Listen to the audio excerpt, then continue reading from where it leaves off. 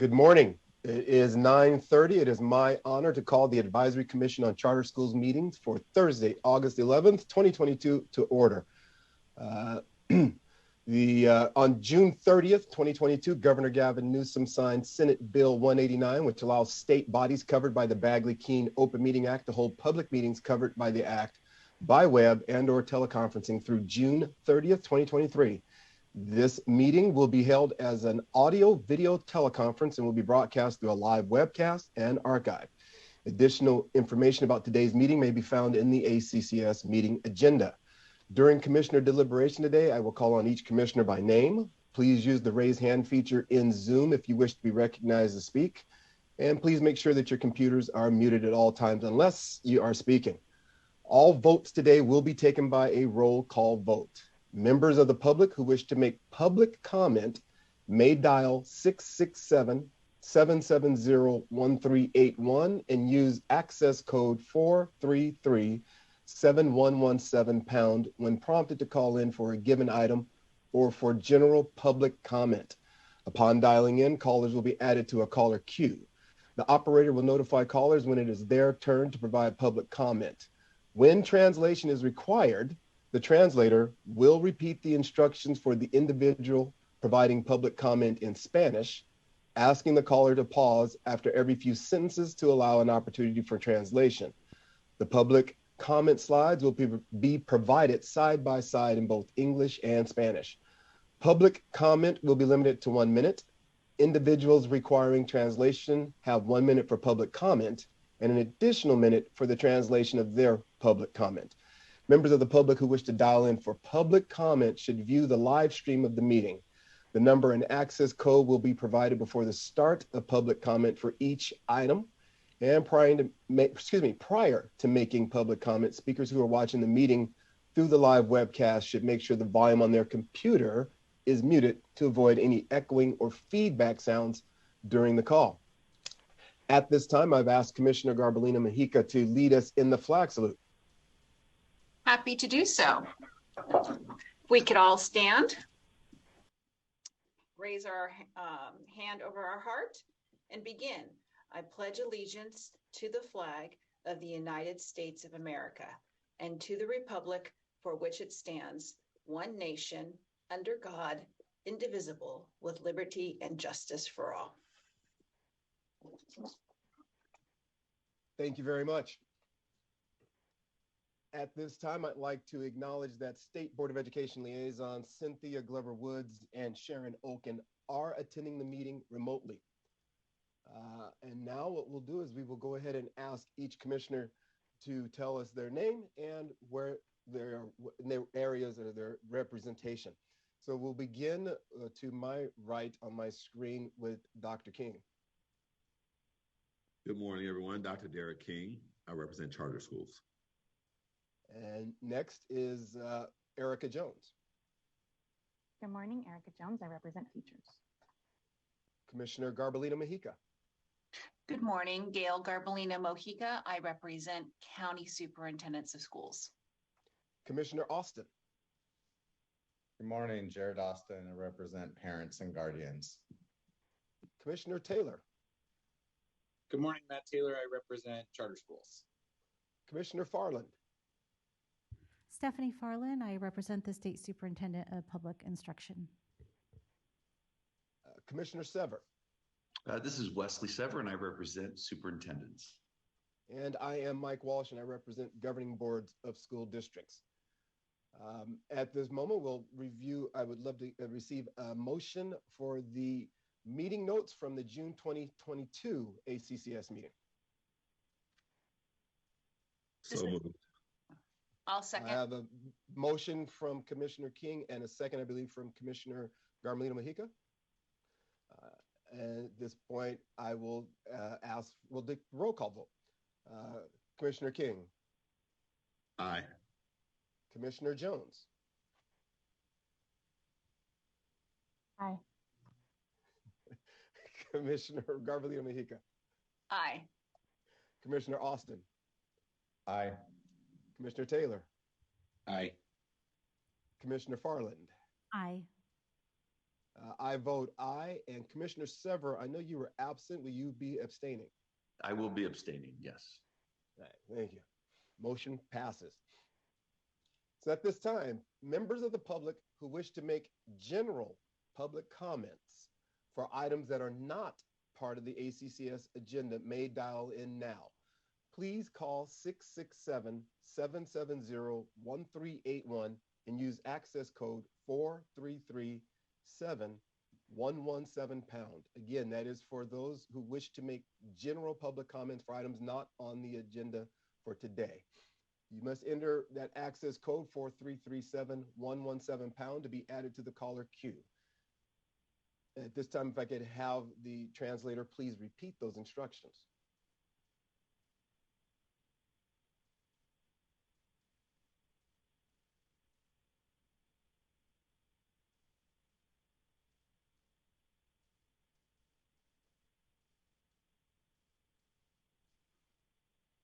Go ahead, interpreter. Again,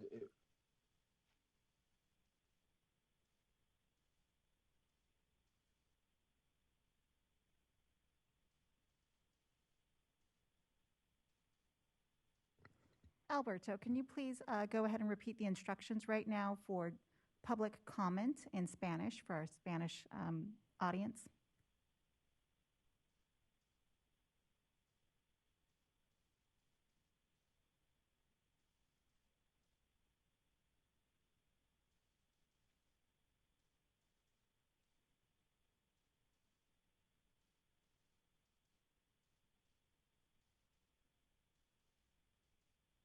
So we are going to, I'll repeat that one more time, and then we don't have a charter school division update. So we'll be moving into general public comment shortly.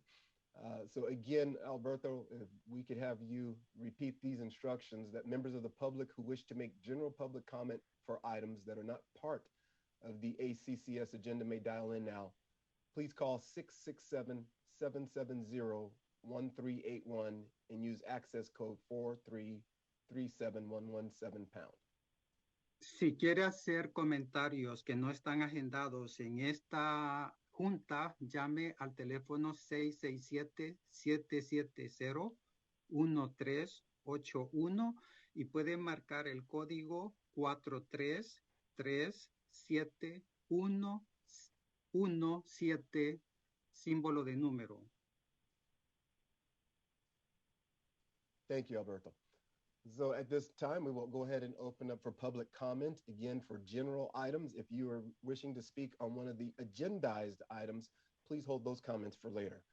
So do we have any general comment? We do not have any callers at this time. All right. Then we will move forward. There are 3 items before the commission today.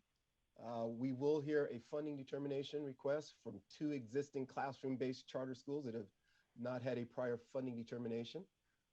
The ACCS will make also recommendations to the State Board of Education whether to hear or summarily deny review of the Mayacamas Charter Middle School and Caliber High School charter appeals. As a reminder, statute gives the ACCS authority to take one of 3 actions regarding the appeals. The ACCS may recommend that the state board hear the appeal if it determines that sufficient evidence has been submitted to hear the appeal based on the documentary record. The commission may recommend that the State Board of Education summarily deny the appeal if it determines that insufficient evidence has been submitted to hear the appeal based on the documentary record. And the ACCS may take no action, which means the state board will consider the appeal, either hearing it or summarily denying review based on the documentary record. So we will move on to item number 1. Consideration of request for determination of funding as required for non-classroom-based charter schools.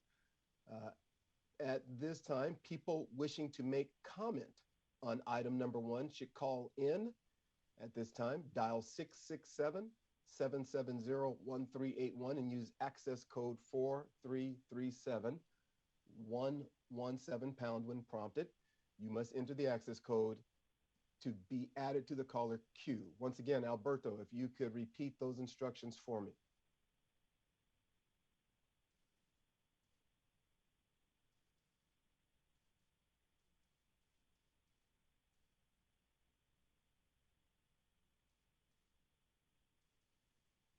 Si quiere hacer comentarios públicos que no están agendados en esta agenda, por favor llame a los números que se dieron anteriormente.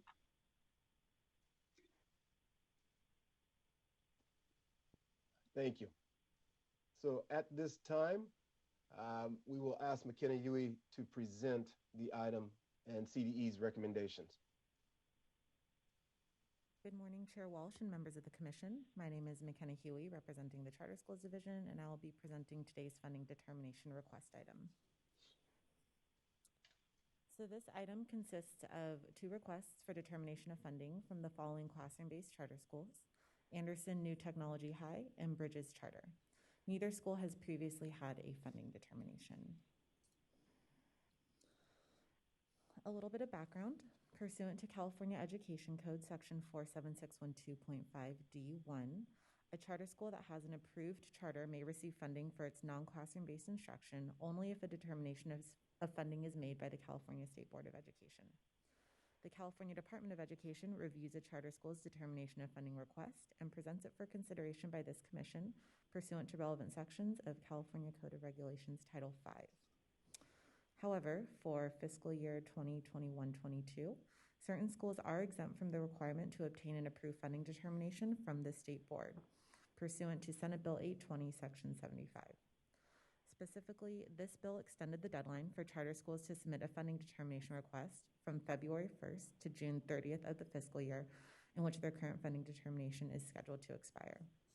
Additionally, this bill permitted charter schools that submit a request by June 30th to maintain their current level of funding for non-classroom-based instruction for 2 years.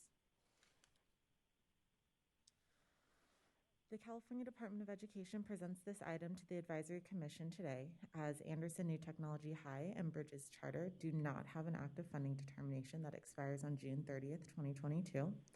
As such, Senate Bill 820, Section 75 is not applicable to these schools. They are therefore required to obtain approved funding determinations from the State Board to receive funding for their non-classroom-based instruction.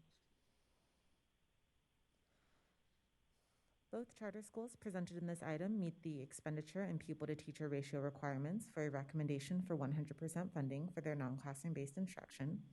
As outlined in the table on the screen, both schools reported spending at least 40% of their public revenues on certificated staff salaries and benefits, spending at least 80% of all revenues on instruction and related services, and maintaining a pupil-to-teacher ratio that does not exceed 25:1.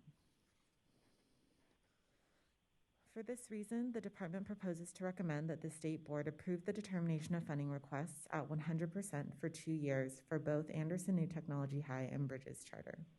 It is the department's current practice to recommend funding periods based on the number of years a charter school has been in operation, as well as the number of times it has gone through the funding determination process. As these charter schools have not previously gone through the funding determination process, the department proposes to recommend that these schools be funded at 100% for 2 years. Thank you for your consideration of this item, and I'm happy to answer any questions the Commission may have. There we go. So at this time, do any commissioners have clarifying questions for the staff? Again, clarifying questions are just simply meant to address any uncertainty about the information that was just presented. If you have substantive questions that need to go beyond addressing what we just heard, then we'll need to hold those questions until after public comment. So at this time, are there any clarifying questions? All right, seeing none, then we will move on. Is there any public comment for item 1? The operator will notify callers when it's their turn to provide public comment, which is right now. Need to ask a question. Do we have anyone on the line to provide public comment? We do have a few callers on the line. Okay, well then we will limit each speaker to 1 minute, and please let us know if you need translation. Good morning, caller. So please begin. Please state your name and affiliation for the record. Your time starts now.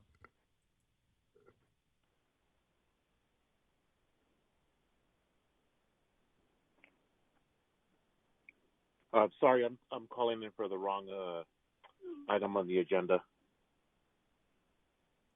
Understood. Thank you. Caller, please state your name and affiliation for the record. Your time starts now. Good morning, ACCS Commissioners. My name is Kaina Collins, and I'm a veteran charter educator representing the California Teachers Association. CTA would like to express our continued concerns with the funding determination process for non-classroom-based charters. This process is broken and does not provide the level of transparency needed for the commissioners of the ACCS nor the members of the State Board to provide appropriate public oversight on these funding determinations. The disconnect between this state-level process, the NCB, and the charter authorizer continues to be significant. This disconnect opens the door to bad actors such as the folks who ran the A3 charters and others who have taken advantage of these loopholes to steal hundreds of millions of dollars in public funds. CTA looks forward to working with the CDE, SBE, and ACCS to fix this broken process. Thank you.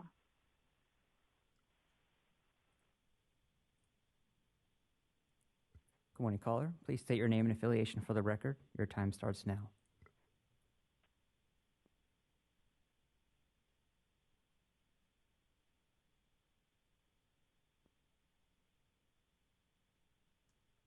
Caller with a number ending in 8669. You are unmuted. Go ahead.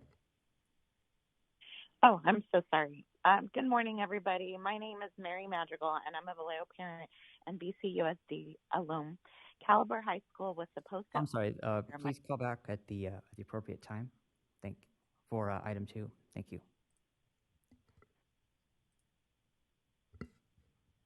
We do not have any callers at this time. All right, thank you. So at this time, are there any questions from the commission? Seeing none, I will entertain a motion.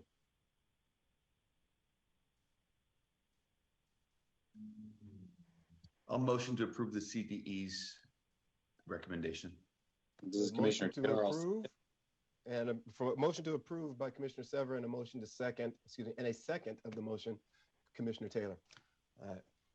Any further questions or comments? Then we'll take the roll call vote. Commissioner King. Aye. Commissioner Jones. Aye. Commissioner Garbalino Mejica. Aye. Commissioner Austin. Aye. Commissioner Taylor. Aye. Commissioner Farland. Aye. Commissioner Sever. Yes. And I also vote aye. So motion passes unanimously. Moving on to item number 2. So people wishing to call to make comment on this item, which is the appeal of the denial of a petition for the establishment of a classroom-based charter school pursuant to California Education Code, consideration of evidence regarding the appeal of Caliber High School. So again, if people wishing to make comment on this item should call in at this time, dial 667-770-1381 and use access code 433-7117# when prompted. You must enter that access code to be added to the caller queue. Alberto, if you could repeat that instruction for us, please.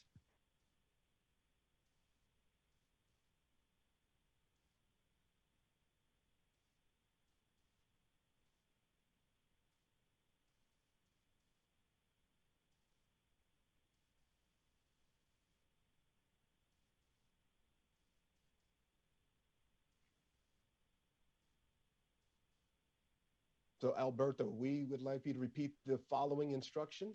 People wishing to make comments on item 2 should call in at this time.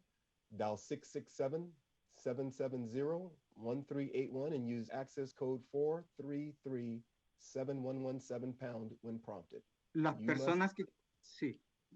personas que quieran hacer comentarios en la agenda número 2 pueden llamar al teléfono 667-770-1381 y tiene que marcar el código 4337117, símbolo de número. Thank you. So at this time, commissioners, we will hold all questions until after public comment. At this time, I will announce the public hearing is now open, and CDE will be presenting and sharing their recommendation. And then we will move forward with the rest of the process. So at this time, CDE, begin. Thank you, Chair Walsh and Commissioners. My name is Craig Heimbichner. I'm the Ed Administrator for the Charter Schools Division, and I will be presenting Item 2 and Item 3. So for Item 2, appeal of the denial of a petition for the establishment of Caliber High School, we will open with the background. The Caliber High School, or CHS petition, proposes a new grade 9 through 12 charter school opening in 2022 to 23. Caliber submitted its petition to the Vallejo City Unified School District, or VCUSD, pursuant to California Education Code, or EC Section 47605A. The district denied the petition on December 15th, 2021 by a vote of 5-0. Caliber High School appealed the district's denial to the Solano County Board of Education, or SCBOE, pursuant to EC Section 47605K1AI. The county denied the petition on April 13th, 2022 by a vote of 6-1. Caliber High School submitted its petition to the California State Board of Education, or SBE, on May 13th, 2022, pursuant to EC Section 47605K2. And the California Department of Education makes a recommendation and recommends that the Advisory Commission on Charter Schools, or ACCS, issue a recommendation to the State Board of Education to summarily deny the appeal. The district is under state receivership and satisfies the requirements for denial under EC Section 47605C8. CHS has not met their burden to rebut the fact that while in state receivership, the district is unable to absorb the fiscal impact. A little background on state receivership. California has created a process for schools experiencing financial distress under specific conditions to receive emergency apportionments from the state, EC Sections 41320 and 41326. This process is commonly referred to as state receivership. A school district that is not positioned to absorb the fiscal impact of a proposed charter school due to being under state receivership may deny a petition for the establishment of a charter school pursuant to EC Section 47605C8. And more on that particular ed code, 47605C8, the school district is not positioned to absorb the fiscal impact of the proposed charter school. A school district satisfies this paragraph if it first has a qualified interim certification pursuant to EC Section 42131, and the County Superintendent of Schools, in consultation with the County Office Fiscal Crisis and Management Assistance Team, or FICMAT, certifies that approving the charter school would result in the school district having a negative interim certification pursuant to EC Section 42131. Second way would be it has a negative interim certification pursuant to EC Section 42131. And finally, or it's under state receivership. Charter schools proposed in a school district satisfying one of these conditions shall be subject to a rebuttable presumption of denial. So some background on the district. The district entered receivership status in 2004 and received an emergency loan in the amount of $60 million. Currently, the district is one of 4 school districts in the state of California that is under state receivership. And the district was assigned a trustee, and at the time the appeal was submitted, had an outstanding balance of approximately $9.5 million on the emergency loan. Legislative changes to the appeal process. Assembly Bill 1505. Assembly Bill 1505, Chapter 486, Statutes of 2019, modified EC Section 47605 and changed the manner in which the State Board of Education hears charter school appeals, as well as codified the role of the ACCS in the appeal process. The appeal requirements of the petitioner are as follows. EC Section 47605K2A states the following regarding the appeal requirements of the petitioner. The petitioner shall submit the petition and supporting documentation to the State Board of Education within 30 days of a denial by the County Board of Education. The petitioner shall include the findings and documentary record from the governing board of the school district and the County Board of Education, and a written submission detailing with specific citations to the documentary record how the governing board of the school district and of the school district or the County Board of Education, or both, abuse their discretion. The role of the ACCS in charter appeals. Pursuant to Ed Code Section 47605K2D, the role of the ACCS is as follows. The ACCS will hold a public hearing to review the appeal and documentary record. Secondly, based on its review, the ACCS shall submit a recommendation to the State Board of Education whether there is sufficient evidence to hear the appeal or to summarily deny review of the appeal based on the documentary record. And this is the key question before the ACCS, this particular bullet. If the ACCS does not submit a recommendation to the State Board of Education, the State Board shall consider the appeal and shall either hear the appeal or summarily deny review of the appeal based on the documentary record at a regular public meeting of the SBE. And just as a reminder, we're not here to determine if there was an abuse of discretion. The role of the SBE in charter appeals. Pursuant to Ed Code Section 47605K2E, the role of the State Board of Education is as follows. The SBE shall either hear the appeal or summarily deny review of the appeal based on the documentary record. If the SBE hears the appeal, the board may affirm the determination of the governing board of the school district or the County Board of Education, or both of those determinations, or may reverse only upon a determination that there was an abuse of discretion. ACCS action and subsequent SBE action.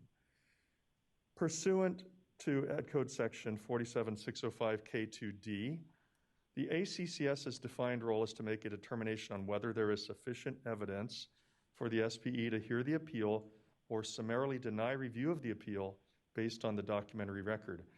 At their September meeting, the State Board of Education will make a decision to hear or summarily deny review of the appeal based on the documentary record.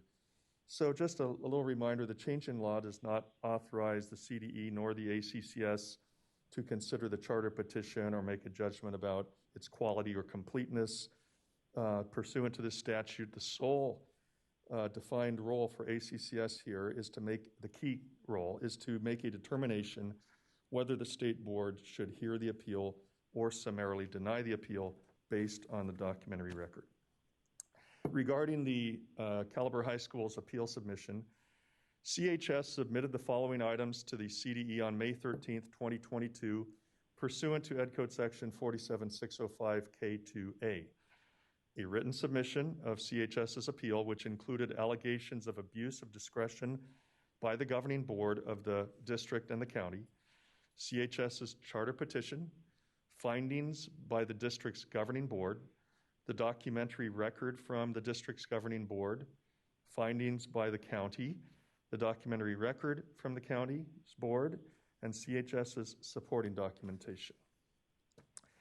Caliber High School's allegations of abuse of discretion. To summarize those, CHS states the following allegations of abuse of discretion. Number one, that the district and the county did not proceed in a manner required by law and therefore abused their discretion in denying Caliber High School's charter petition. They allege that the district's published findings contained no factual findings for denial, and the district board's subsequent denial based on fiscal impact was an abuse of discretion. The districts and counties boards failed to apply the correct standard in denying the petition under Section 47605C8, constituting an abuse of discretion, and the county abused its discretion by failing to provide a transcript of the April 13th, 2022 decision meeting. Secondly, they allege that the districts and counties boards' decisions to deny the charter petition are not supported by substantial evidence and constitute abuses of discretion. And thirdly, they allege that the districts and counties boards' decisions to deny the charter petition reflect decisions based on prejudice and constitute abuses of discretion. Again, we're just laying out their arguments here on both sides, not getting into the details of abuse of discretion before the ACCS. The district's opposition to Caliber High School's appeal. To summarize, the district denied CHS's petition based on the following finding. The district is currently under state receivership and cannot absorb the fiscal impact of the charter school. That's pursuant to Ed Code Section 47605C8. Pursuant to EC Section 47605K2C, the district submitted a written opposition to CHS's appeal with specific citations to the documentary record detailing how it did not abuse its discretion in denying the petition. And the district's opposition argues that its denial of Caliber High School's petition was based on evidence demonstrating that the district is currently under state receivership and is not in a position to absorb the fiscal impact of a charter school, EC Section 47605C8.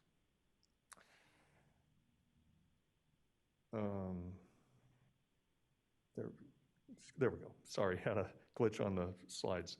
County's opposition to Caliber High School's appeal. The county denied Caliber High School's petition based on the following finding. The district is currently under state receivership and cannot absorb the fiscal impact of the charter school. Again, Ed Code Section 47605C8. And then pursuant to Ed Code Section 47605K2C, the county submitted a written opposition to Caliber High School's appeal with specific citations to the documentary record detailing how it did not abuse its discretion in denying the petition. The county's opposition argues that it did not abuse its discretion by not providing a written transcript of the meeting at which Caliber High School's petition was denied. And then regarding FCMAT, the county staff, in consultation with the Fiscal Crisis Management Assistance Team, or FCMAT, finds that the district is under state receivership and is not positioned to absorb the fiscal impact of the proposed charter school pursuant to Ed Code Section 47605C8. FCMAT believes there is only one relevant factor appropriate for consideration here. The district remains under state receivership, and until the loan is fully repaid, the district's not positioned to absorb the fiscal impact of the proposed charter school. Just as information for the commissioners, the executive director of FCMAT is available on the Zoom call, and if needed, he will be able to answer any specific questions you may have regarding the FCMAT letter and or state receivership. In conclusion, the CDE finds that the district is under state receivership and satisfies the requirements of Ed Code Section 47605C8. Caliber High School provided insufficient evidence to rebut the presumption for denial under EC Section 47605C8. The district is presumed to be unable to absorb the fiscal impact of the proposed charter school because it is under state receivership. And therefore, the CDE recommends that the ACCS submit a recommendation to the State Board of Education to summarily deny review of Caliber High School's appeal. Thank you. Thank you. At this time, Caliber High School will have 12 minutes to address the commissioners.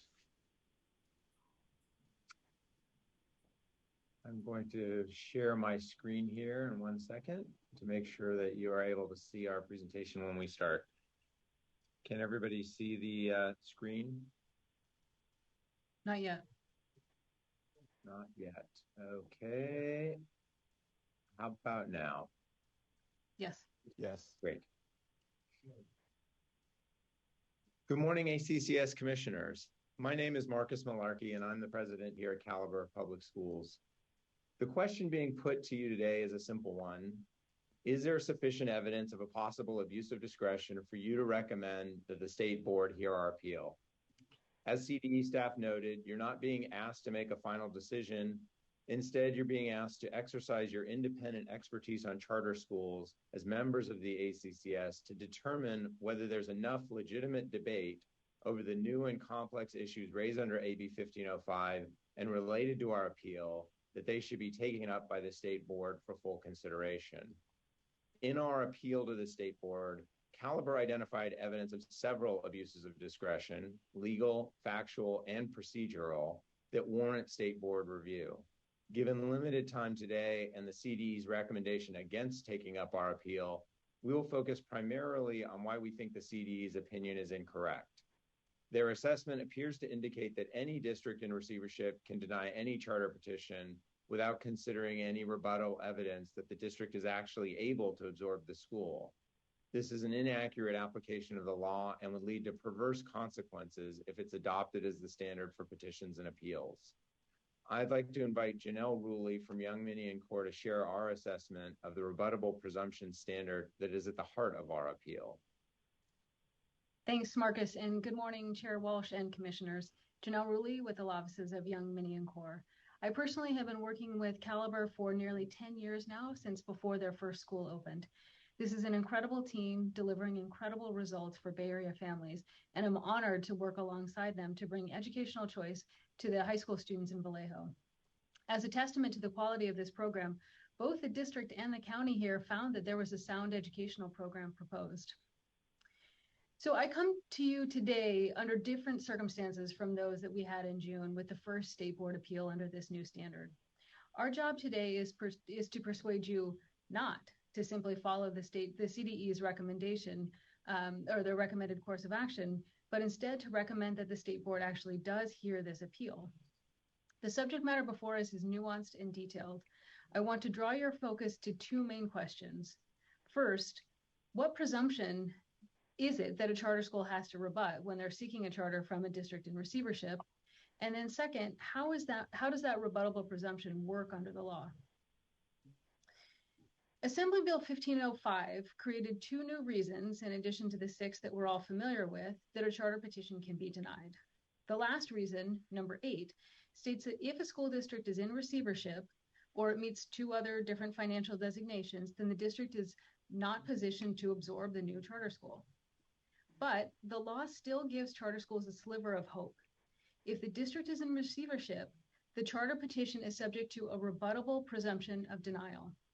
The charter is not, I repeat, is not automatically denied. We have a legitimate chance to earn charter approval in these districts. Our key argument today is that the thing to be rebutted in these situations is the ability to absorb the impact, not whether the district is in receivership. In this statutory construction, the fact of receivership is the threshold question. But for that, we wouldn't even be discussing denial reason number 8.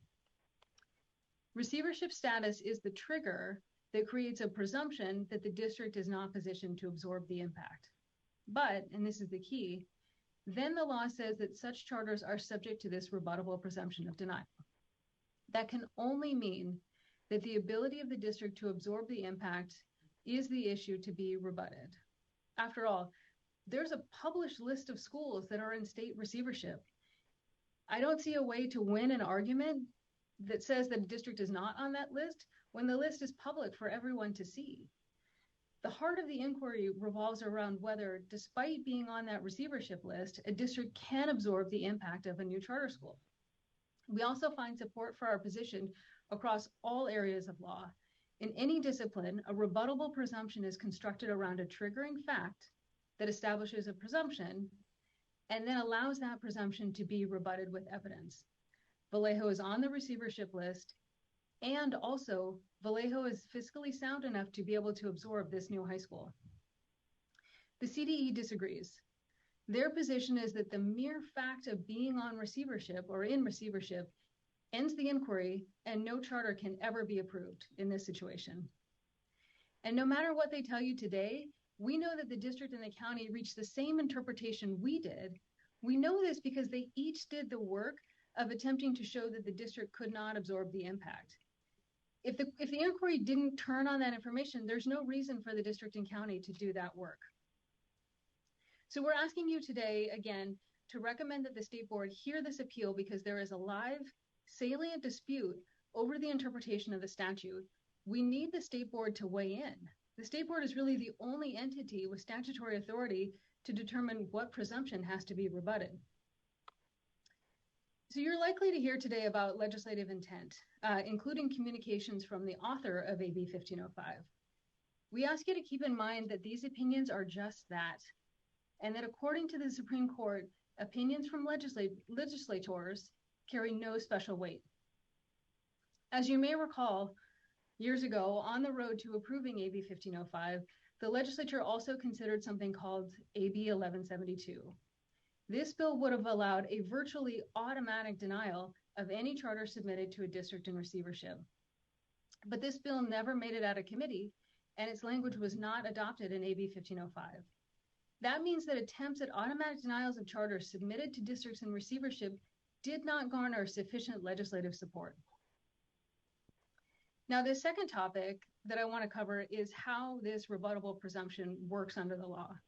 A rebuttable presumption starts with some triggering fact, states the impact of that fact, and then allows the fact to be rebutted.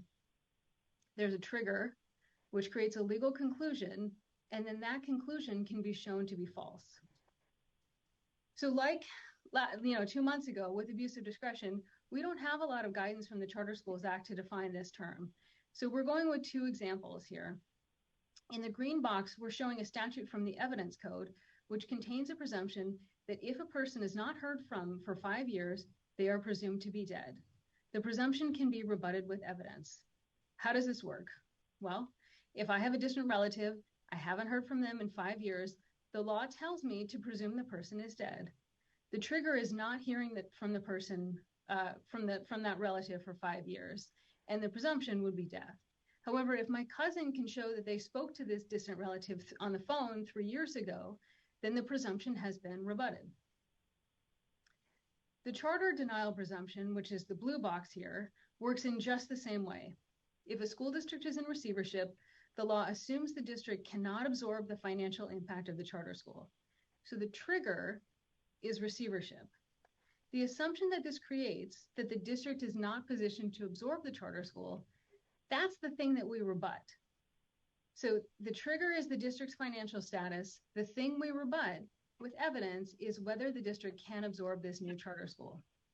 Receivership is a trigger. The ability to absorb is the presumption to be rebutted. And that's why we're asking you today not to follow the CDE's recommendation. Marcus, on the next slide.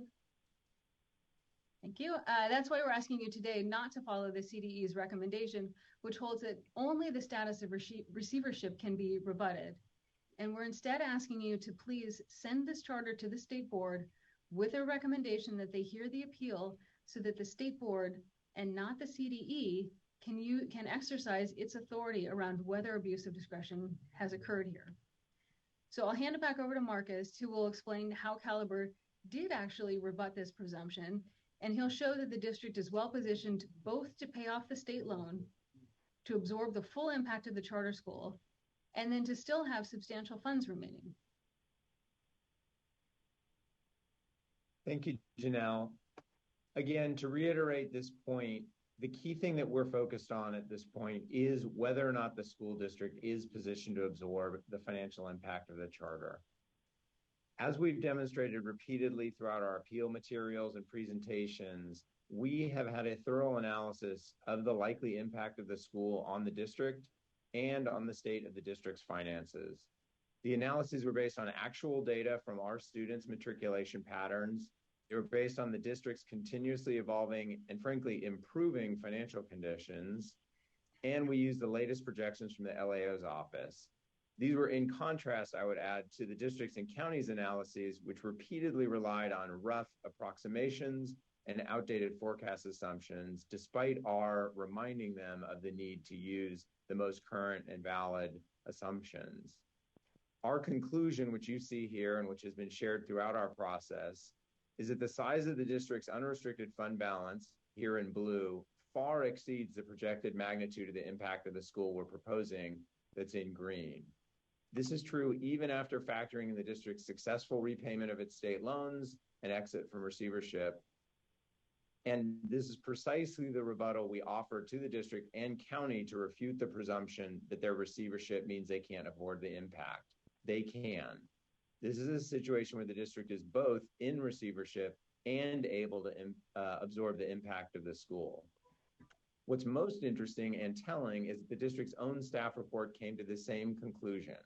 The quote you see here is taken directly from their report, and it indicates in no uncertain terms that they did not find any factual grounds to support a denial on the basis of fiscal impact that's cited today. Unfortunately, the VCUSD board failed to follow their analysis of the law and the assessment of the fiscal impact, and they ignored the facts presented by Caliber at the time of the vote. Instead, they relied on the faulty belief that the mere fact that the district was in receivership meant that they could deny the petition without any further analysis. Again, that is not the right way to apply the law, especially not when a compelling rebuttal has been offered, which shows that the district actually can afford to approve the school. To deny a petition without seriously considering the chartered rebuttal is an abuse of discretion, and AB 1505 does not permit it. You will hear from others that there's no dispute over the district being in receivership, and therefore there's nothing for the state board to review. That's not the reality. As you see here, there are a number of factual items that the state board should be considering. These are important questions that absolutely need to be taken up by the state board. We look forward to addressing any questions you may have about our appeal, and we thank you for your time today.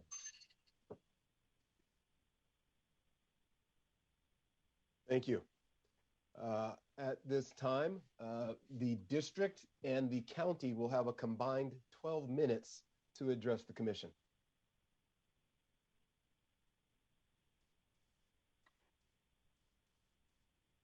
All right, bear with me. It's not showing up on my screen.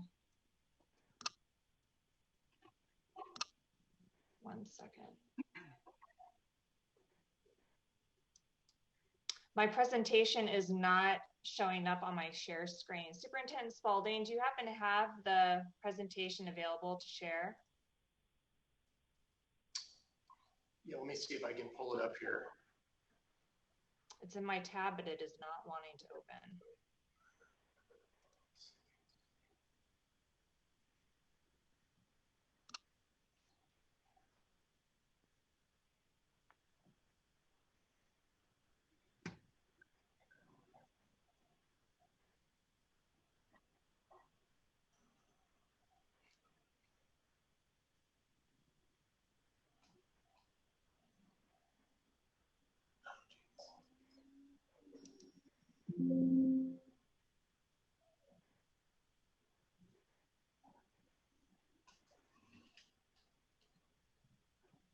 The trouble we seem to be having is trying to put this on in slide mode without having it take over all my screens. So let me see if I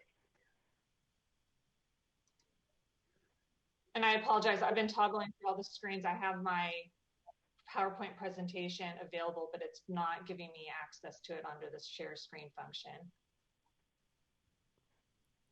This is McKenna with the CDE. We do have a copy of your presentation and we can share it for you if you would prefer that. That would be wonderful. Thank you. And then I could just, not that one, Bill.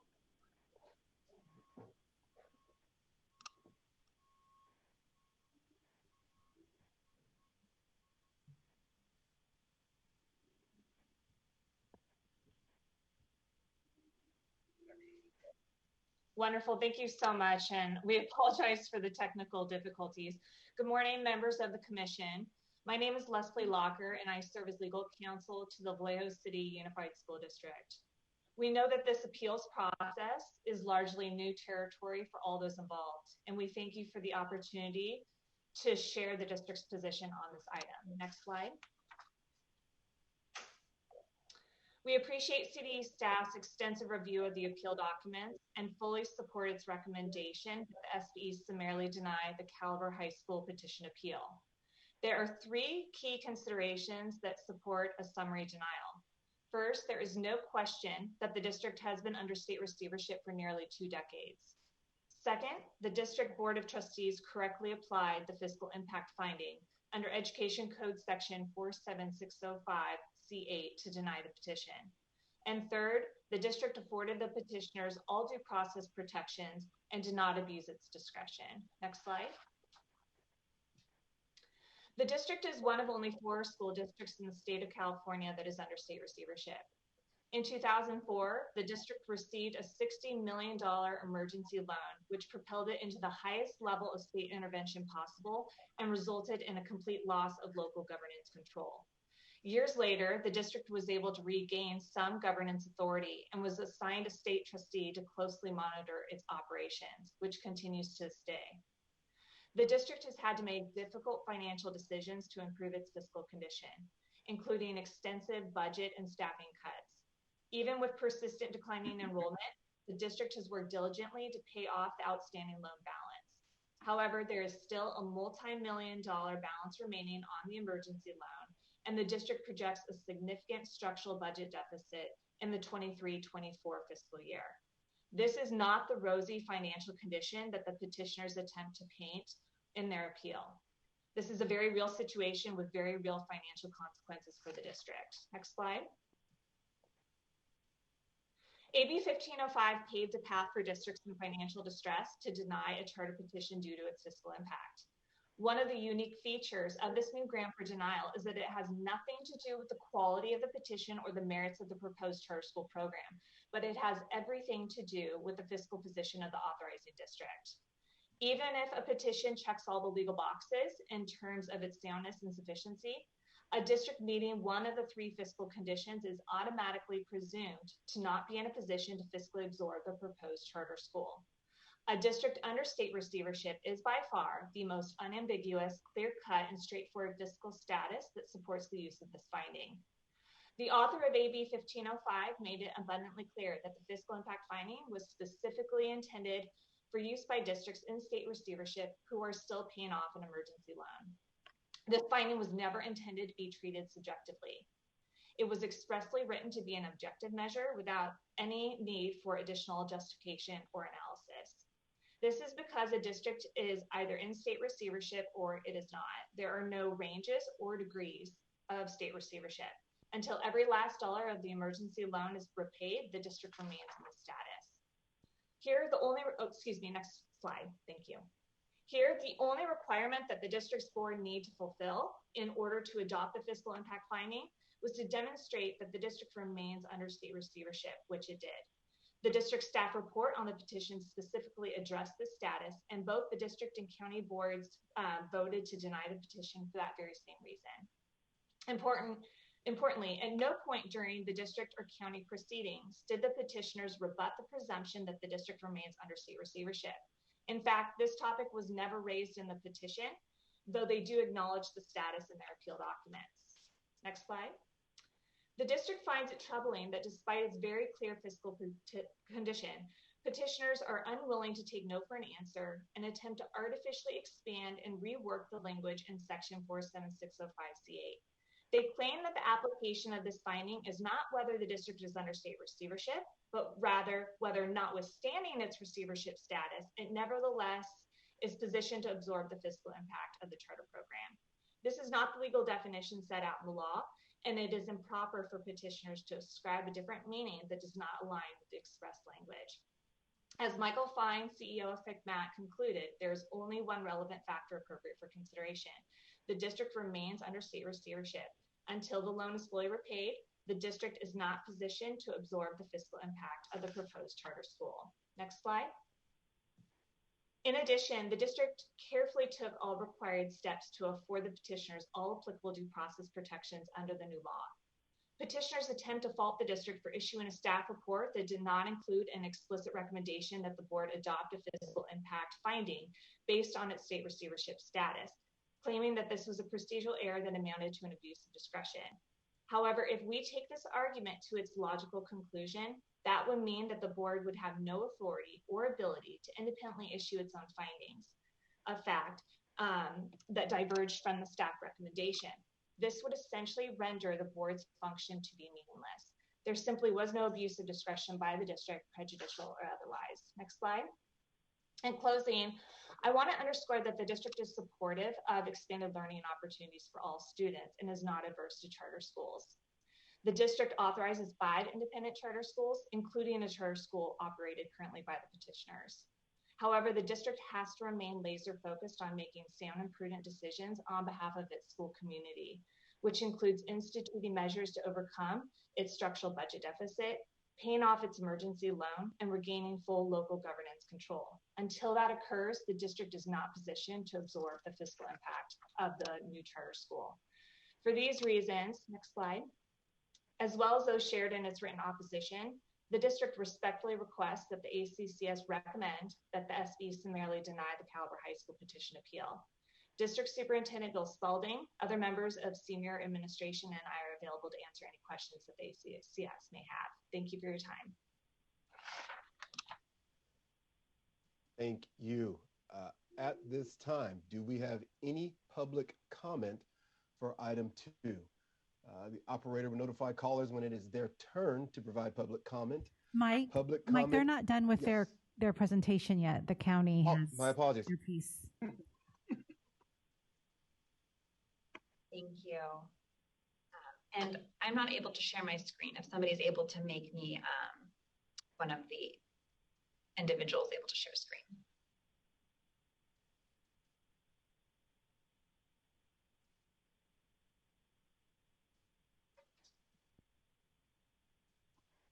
Someone able to make it so that I'm able to share my screen?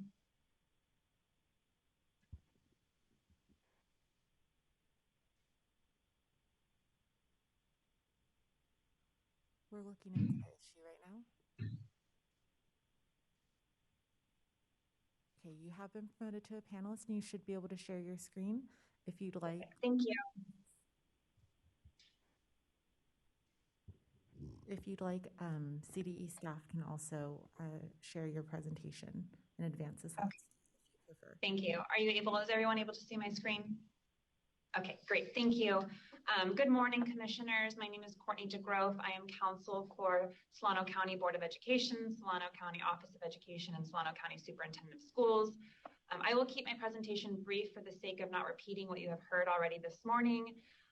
But I do want to just begin by stating that the county concurs with the CDE's recommendation and supports the recommendation that the ACCS make a recommendation to the State Board of Education to summarily deny review of the Calabar petition appeal based on the documentary record. This is a straightforward case. The statute is clear. I think we can all agree that there are sections of the Charter Schools Act where reasonable minds could differ. However, this is not one of those. And therefore, there are 4 simple relevant questions. I know you've heard a lot of information today, but there are 4 relevant questions. Is VCUSD under state receivership? Yes. Did petitioner rebut the presumption of denial, which is mandated under the Charter Schools Act? No. Did the county board abuse its discretion in denying the Calabar Charter petition appeal? No. Based on the foregoing, should the ACCS recommend that the State Board of Education summarily deny review of the Calabar High School Charter petition appeal? Yes. I'm not going to belabor this point. It is undisputed by all accounts that the USD is under state receivership. The Charter Schools Act explicitly states that if a school district is under state receivership, a petition that is submitted within that school district is subject to a rebuttable presumption of denial. That is shall language. It is mandatory. The legislature explicitly made that language mandatory, which puts the onus on the petitioner to rebut that presumption. Clear here, petitioner clearly has not done that. Petitioner, in fact, has conceded here today in their appeal documents that VCUSD is under state receivership. Now, what petitioner has done is offered some irrelevant evidence. For example, today they mentioned the LAO, projections, all of which are projections and are relevant to this consideration and don't speak to the fact of whether or not VCUSD is under state receivership, which is the critical analysis under the Charter Schools Act. The county board did not abuse its discretion. The county board conducted a comprehensive and thorough review of the Calabar Charter petition. This was a de novo review, which is required under the Act. It considered the fact that VCUSD is under state receivership. It even confirmed this in consult with FCMAT and made written factual findings to support a finding under 47605 CA that the school district is not positioned to absorb the fiscal impact of the proposed charter school. Now, what SCO did was they went above and beyond what was required of the law. They conducted a comprehensive fiscal impact analysis of the proposed charter school. They determined that there would be a significant loss of ADA revenue, which would significantly impact the LCFF, for the term of the proposed charter school on the proposed district. They made written factual findings to support this. This was an 18-page document, which was adopted by the County Board of Education. All of this information is included in the documentary record, and therefore, by looking at the documentary record, it is clear that the County Board did not abuse its discretion. Petitioners have suggested that by submitting video and audio transcript that there is somehow an abuse of discretion. This grossly misstates the law. The abuse of discretion standard applies to whether or not the board's action was constitute an abuse of discretion, not administrative proceedings that happen afterward. This is truly a red herring, and the CDE has confirmed that that video and audio transcripts are permitted under the Act. So in conclusion, the county just wants to reiterate that it concurs with and supports the CDE's recommendation, which it believes is squarely within the law. VCUSD is under state receivership. The denial under 47605C8 was supported by written factual findings, all which are included in the documentary evidence. And so, therefore, the recommendation should be that the ACCS recommend to the State Board of Education to summarily deny review of this charter petition based on the documentary evidence. There is no need to review any further evidence because the document speaks for itself. Thank you very much. Okay, and this time we will hold public comment for this item. The operator will notify callers when it is their turn to provide public comment. Public comment is limited to 1 minute per speaker. Individuals requiring translation have 1 minute for public comment and an additional minute for the translation of their public comment. So at this time, if we could have the interpreter please share those instructions once again so that we can begin the public comment. Chair Walsh, this is Stephanie Farland. In the CDE boardroom, we're having some difficulties with the phone connection. So do you think we could take a quick 5-minute break? I was just going to say, if that's the case, we'll take a 5-minute recess.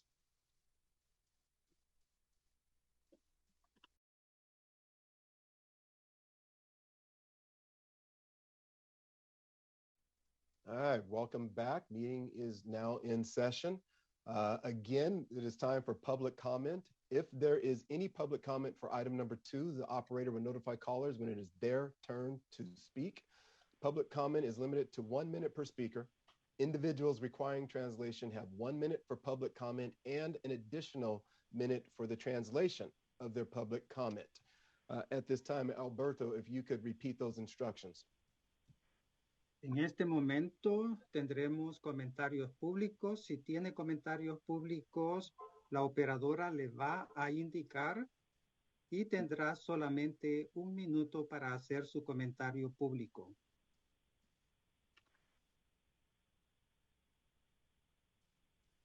So do we have any callers? Yes, Commissioner, we currently have 12 callers in the queue. Good morning, caller. Please state your name and affiliation for the record. Your time starts now. Good morning, ACCS Commissioners. My name is Kaina Collins, and I'm a veteran charter educator representing the California Teachers Association.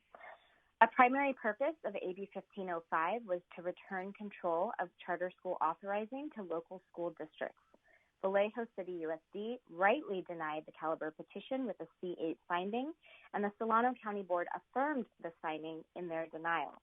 Additionally, Solano County staff thoroughly and appropriately analyzed exactly how the establishment of Caliber High School would exacerbate structural deficits for the district using conservative projected enrollment loss. The district and the county board both acted in accordance with the law in denying the charter petition. We urge the ACCS to follow the CDE's recommendation for the SBE to summarily deny the Caliber appeal. Thank you. Good morning, caller. Please state your name and affiliation for the record. Your time starts now. Hi, my name is Desiree Heminger, and I'm a Vallejo parent. I have a daughter attending Caliber in the 4th grade and 2 students who I've transferred to Berkeley and San Joaquin school districts for high school. I'm concerned that we're not putting student learning first here and that fiscal impact has taken priority. Having an outstanding loan does not mean that you cannot absorb fiscal impact. They're 2 different things. I have a credit card and a mortgage, but that doesn't mean that I can't absorb important costs that support my family. The law says that being in receivership does not mean that Vallejo City Unified School District cannot absorb the minimal impact of the school and incentivizes school districts to maintain small amounts of state debt to deny charter schools. We have a duty to do what's best for our children. Please read the law in the way that it was intended to be fair to students, parents, and ensure that districts can afford new charter schools and must approve them. Please allow Caliber High School to be heard by the State Board of Education.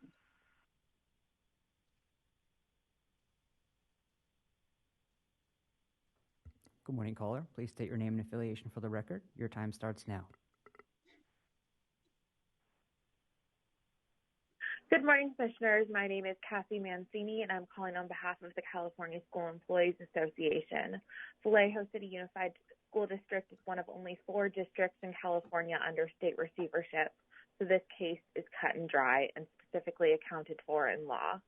VCUSD is not positioned to absorb the fiscal impact of Caliber High School, and both VCUSD and Solano County Board of Education appropriately voted to deny the charter petition.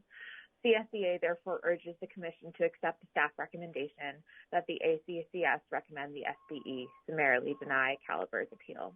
Thank you.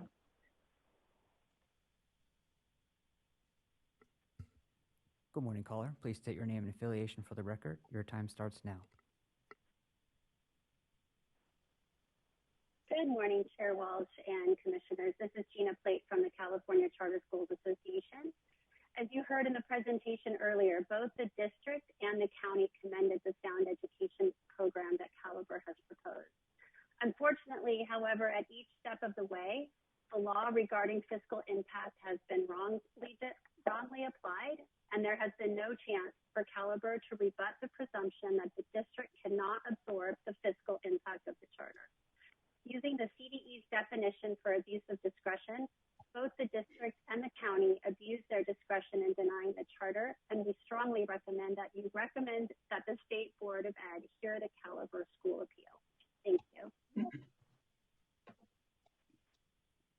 Good morning, caller. Please state your name and affiliation for the record. Your time starts now.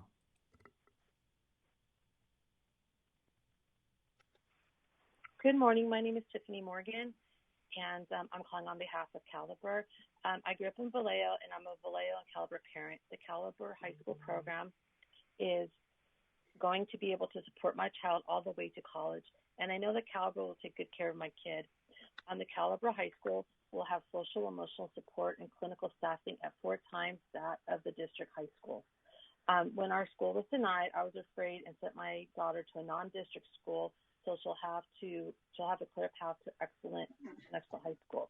At Caliber, she benefited greatly from the clinicians and social emotional support, and I was sad that I felt like I had to trade academic support for care and concern. Caliber High School is desperately needed in our community, and our appeal needs to be heard by the State Board of Education. Please don't allow financially healthy school districts like Vallejo to stop kids from having the chance to go to the schools that will serve them the best. Thank you. Good morning, caller. Please state your name and affiliation for the record. Your time starts now.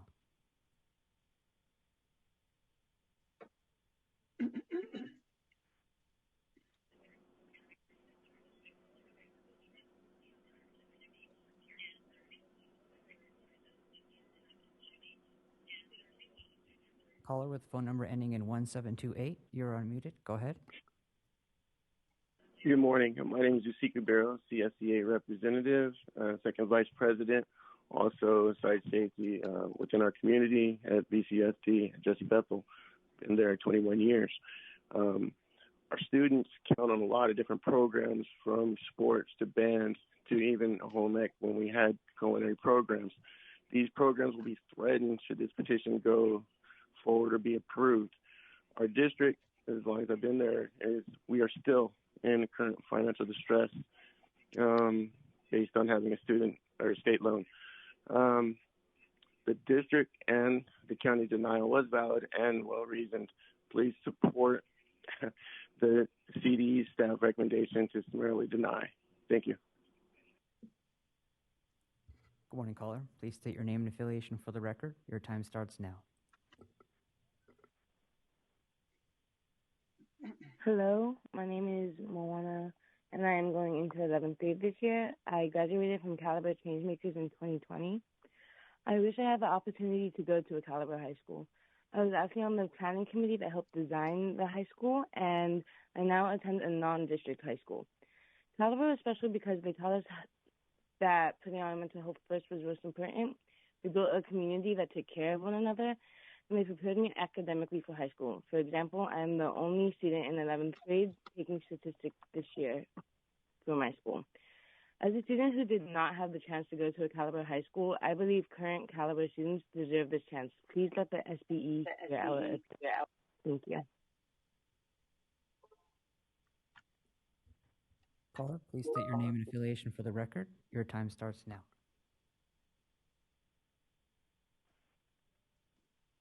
Good morning. My name is Rachel Weingarten, and I'm the head of schools at Caliber as well as a Vallejo parent. There are two different interpretations of this statute that have been presented, and this needs to be resolved by the SBE after serious consideration and thoughtfulness. VCUSD staff in their report on November 30th, 2021 correctly interpreted the law to mean that a district in receivership cannot deny a charter petition in the presence of evidence that the district can absorb the fiscal impact. At some point between the publishing of this staff report and the board vote 15 days later, something changed. The law establishes that the issue is not whether the school board wants to absorb the fiscal impact, but whether it can. The evidence shows that VCUSD can absorb the fiscal impact. We have a responsibility to improve student learning by any means, and Caliber High School will clearly do this for Vallejo children. Thank you. Good morning, caller. Please state your name and affiliation for the record. Your time starts now. My name is Mary Madrigal, and I'm a Vallejo parent and VCUSD alum. Caliber High School was supposed to open this year. My child was supposed to go to Caliber High School as a ninth grader starting next week. On Tuesday this week, after being in limbo since March, I got my district transfer approved by Benicia, and she will go to Benicia High School, where I know she'll be supported by the special education services she is used to at Caliber and that she deserves. We've been fighting for Caliber High School for years now. At the VCSD hearing, the board did not allow Caliber to discuss their rebuttal. I also tried to reach out to the Solano County board members about Caliber High School and heard nothing back. It was really disheartening then to hear that they met with Caliber's opponents in their ex parte communications. Please recommend that our appeal goes to SBE. Thank you. Good morning, caller. Please state your name and affiliation for the record. Your time starts now.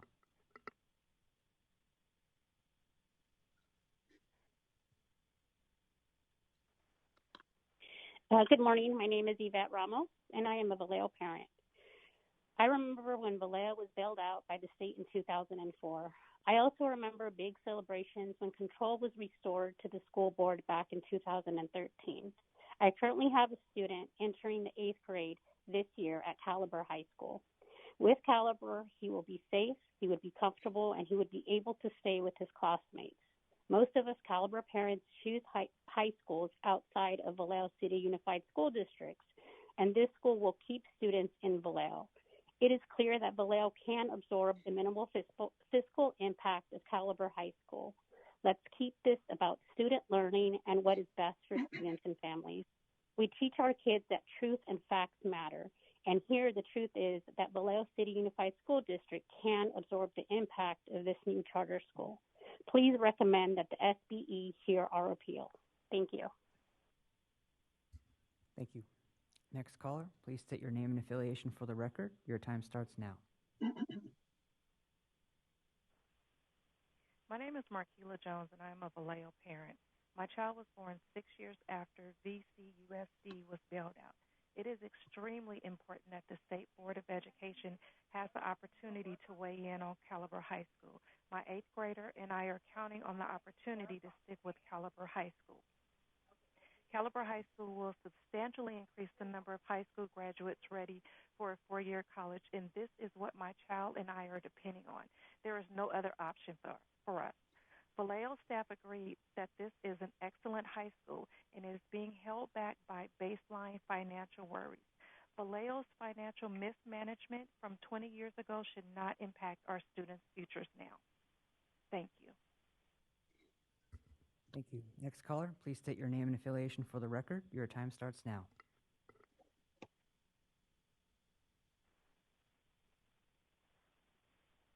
Good morning, Commissioners. Eric Premack with the Charter School Center. I'm going to be a little standout here and note that the term receivership is never defined or nor used in any of the laws that folks are discussing this morning. So whether the district is in receivership now is certainly an open question. I'll also note that per the district's own recently amended current year budget, they plan to end the current fiscal year with a massive $69 million reserve, which is 37% of its expenditures. And even after you take out the restricted portion of that, they have 800% of the required 3% state reserve. This is a district that's simply rolling in cash and slow walking the repayment of its state loan because they have a subsidized 1.5% interest rate on it. This district is fat with money and fine position and can absorb not only this school, but many more charter schools. As such, we recommend that you support hearing this petition. Thank you. Next caller, please state your name and affiliation for the record. Your time starts now.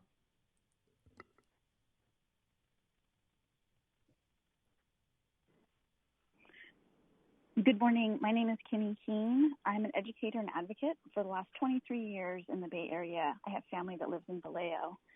It's clear that the Caliber High School petition is high quality and will bring extraordinary educational opportunity for college and career success for Vallejo kids that's desperately needed. I'm really concerned how both the district and county offices have failed to follow the law as prescribed under 1505 and abuse their discretion. We're seeing across the state widespread abuse of fiscal impact as it's written and at both the county and district level. This last year, we saw fiscal impact used around the school's address change. It's critical that AB 1505 be correctly interpreted and applied for the fairness of all schools' petitions.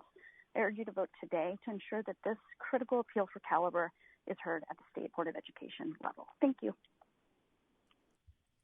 Thank you. And last caller, please state your name and affiliation for the record. Your time starts now. Thank you. Good morning. My name is Rosalind Litza, and I work for the Napa Valley Unified School District. I am a paraeducator.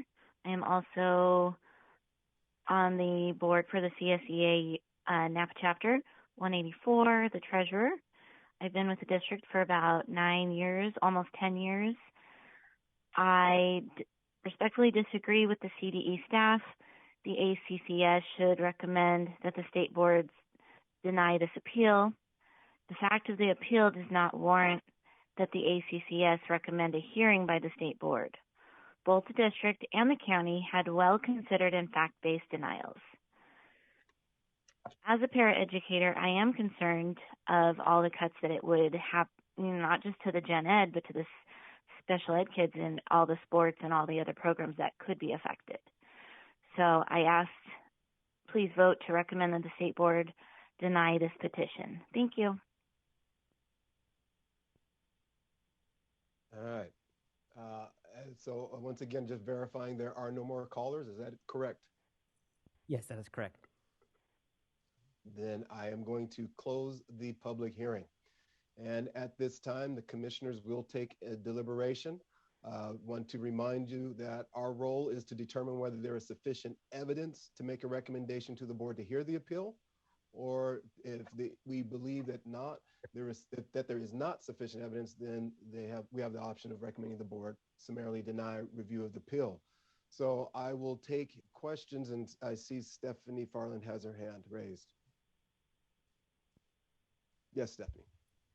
Thanks, Chairman Walsh. I do, there seems to be some questions coming up from some of the callers regarding receivership, and I would like to ask, I believe we have the executive director of FCMAT on the phone. I would like to ask him, just sort of generally speaking, what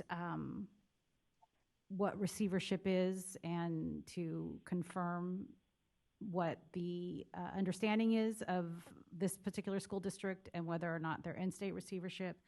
And also, secondly, just have Mr. Fine talk about the letter he submitted as part of the local process.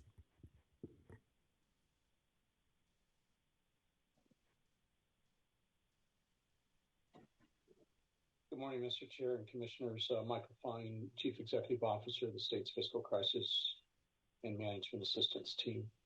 I would agree with Mr. Primack that the term receivership is actually not used in statute. Statute focuses on emergency appropriation and the conditions of the appropriation, the terms of that emergency appropriation. And there are multiple pieces to that process. We, for 30 years, have commonly put that under an umbrella that we call receivership. But I think the evidence of receivership, and I don't think it's being debated here whether the district's in receivership or not, it is in receivership. The evidence of that that I would turn to are three data points, three factual points, two that are specifically called out in the definitions, and one that Mr. Primack also referred to. The first is the district has an outstanding loan balance on its original loan. It has two loans, both originated at the same time. One is through the state's investment bank, or what we call iBank, and the second is from the state's general fund. The terms are different. They expire different, although they both do expire in 2024. They expire at or mature at different points in 2024.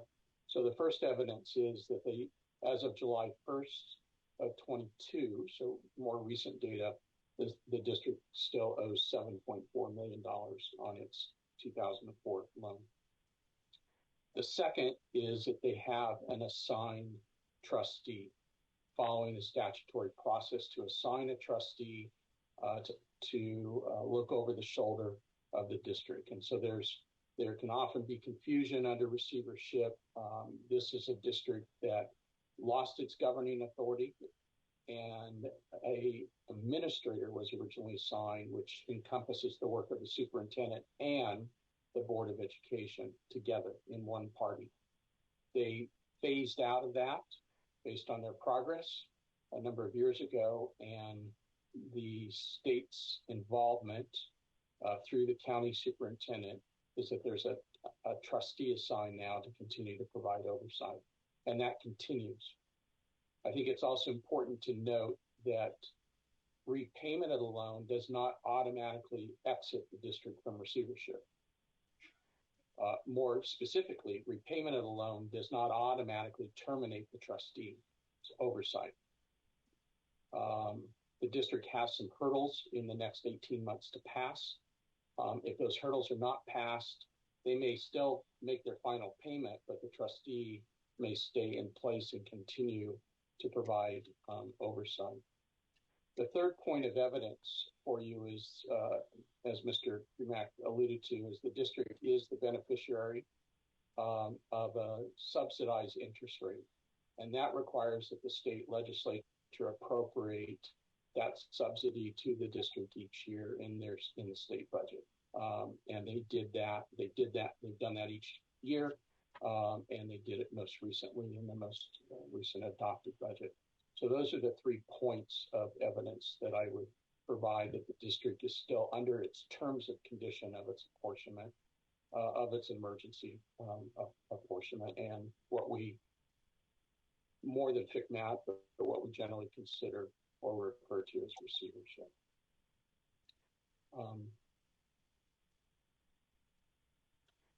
Before we issued the letter that we sent, we consulted with a whole variety of parties.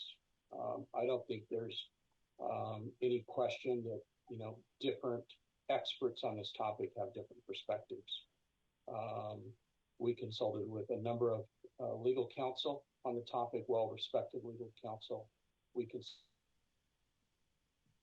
with the author whose office we have historically had a very close working relationship with. We consulted with other parties that were in the room when 1505 was negotiated, and every word that 1505 was negotiated. And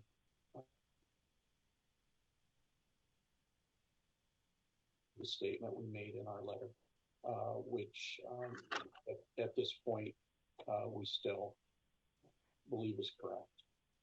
The district is in receivership. The district's most recent budget does reflect some challenges. The district will be able to better explain those at this point. There's also been some references to the reserves, and that reserves alone are a reflection of the district's ability to absorb the impact, and that would be absolutely false. Reserves are one of 20 leading indicators of district's solvency or district's fiscal health. It is an important indicator, but reserves are not a reflection of the district's ability to absorb impact of lost revenue. The best analogy I could give each of you is that if you paid your home mortgage from your savings account every month and didn't make additional contributions to your savings account, eventually you won't have a savings account. The mortgage will eat it. For most of us, our mortgage is probably higher than our savings account, right? And so reserves can be used once. They're a one-time use. Once they're used and not replenished, then the reserve levels is not there. The district's reserves are in total fairly robust, but the reserves that you're focused on for your general operations, both the state minimum required reserves, in this case 3%, and any other unassigned reserves are actually total only 3.5%. The bulk of the district's reserves have been committed for very specific purposes consistent with both Ed Code and the Governmental Accounting Standards Board Statement 54 in their most recent budget. Stephanie, I'm not sure if I touched on what I think you were asking or at least alluding to. But I'd be happy to clarify anything. I think you did. I think you did. Thank you, Mr. Fine. And I just wanted to, sort of get the general understanding of state receivership, or, that's what we use as a term out there, since there was some questions about that or some comments about that during the state calls.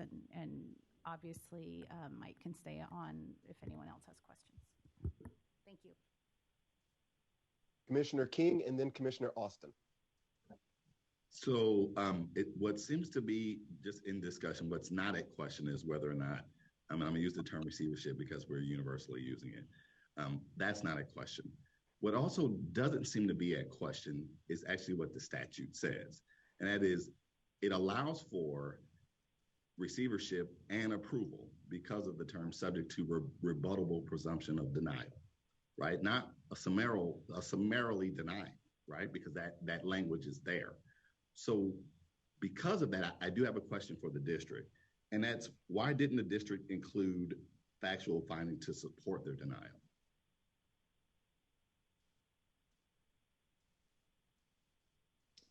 Thank you, Commissioner King.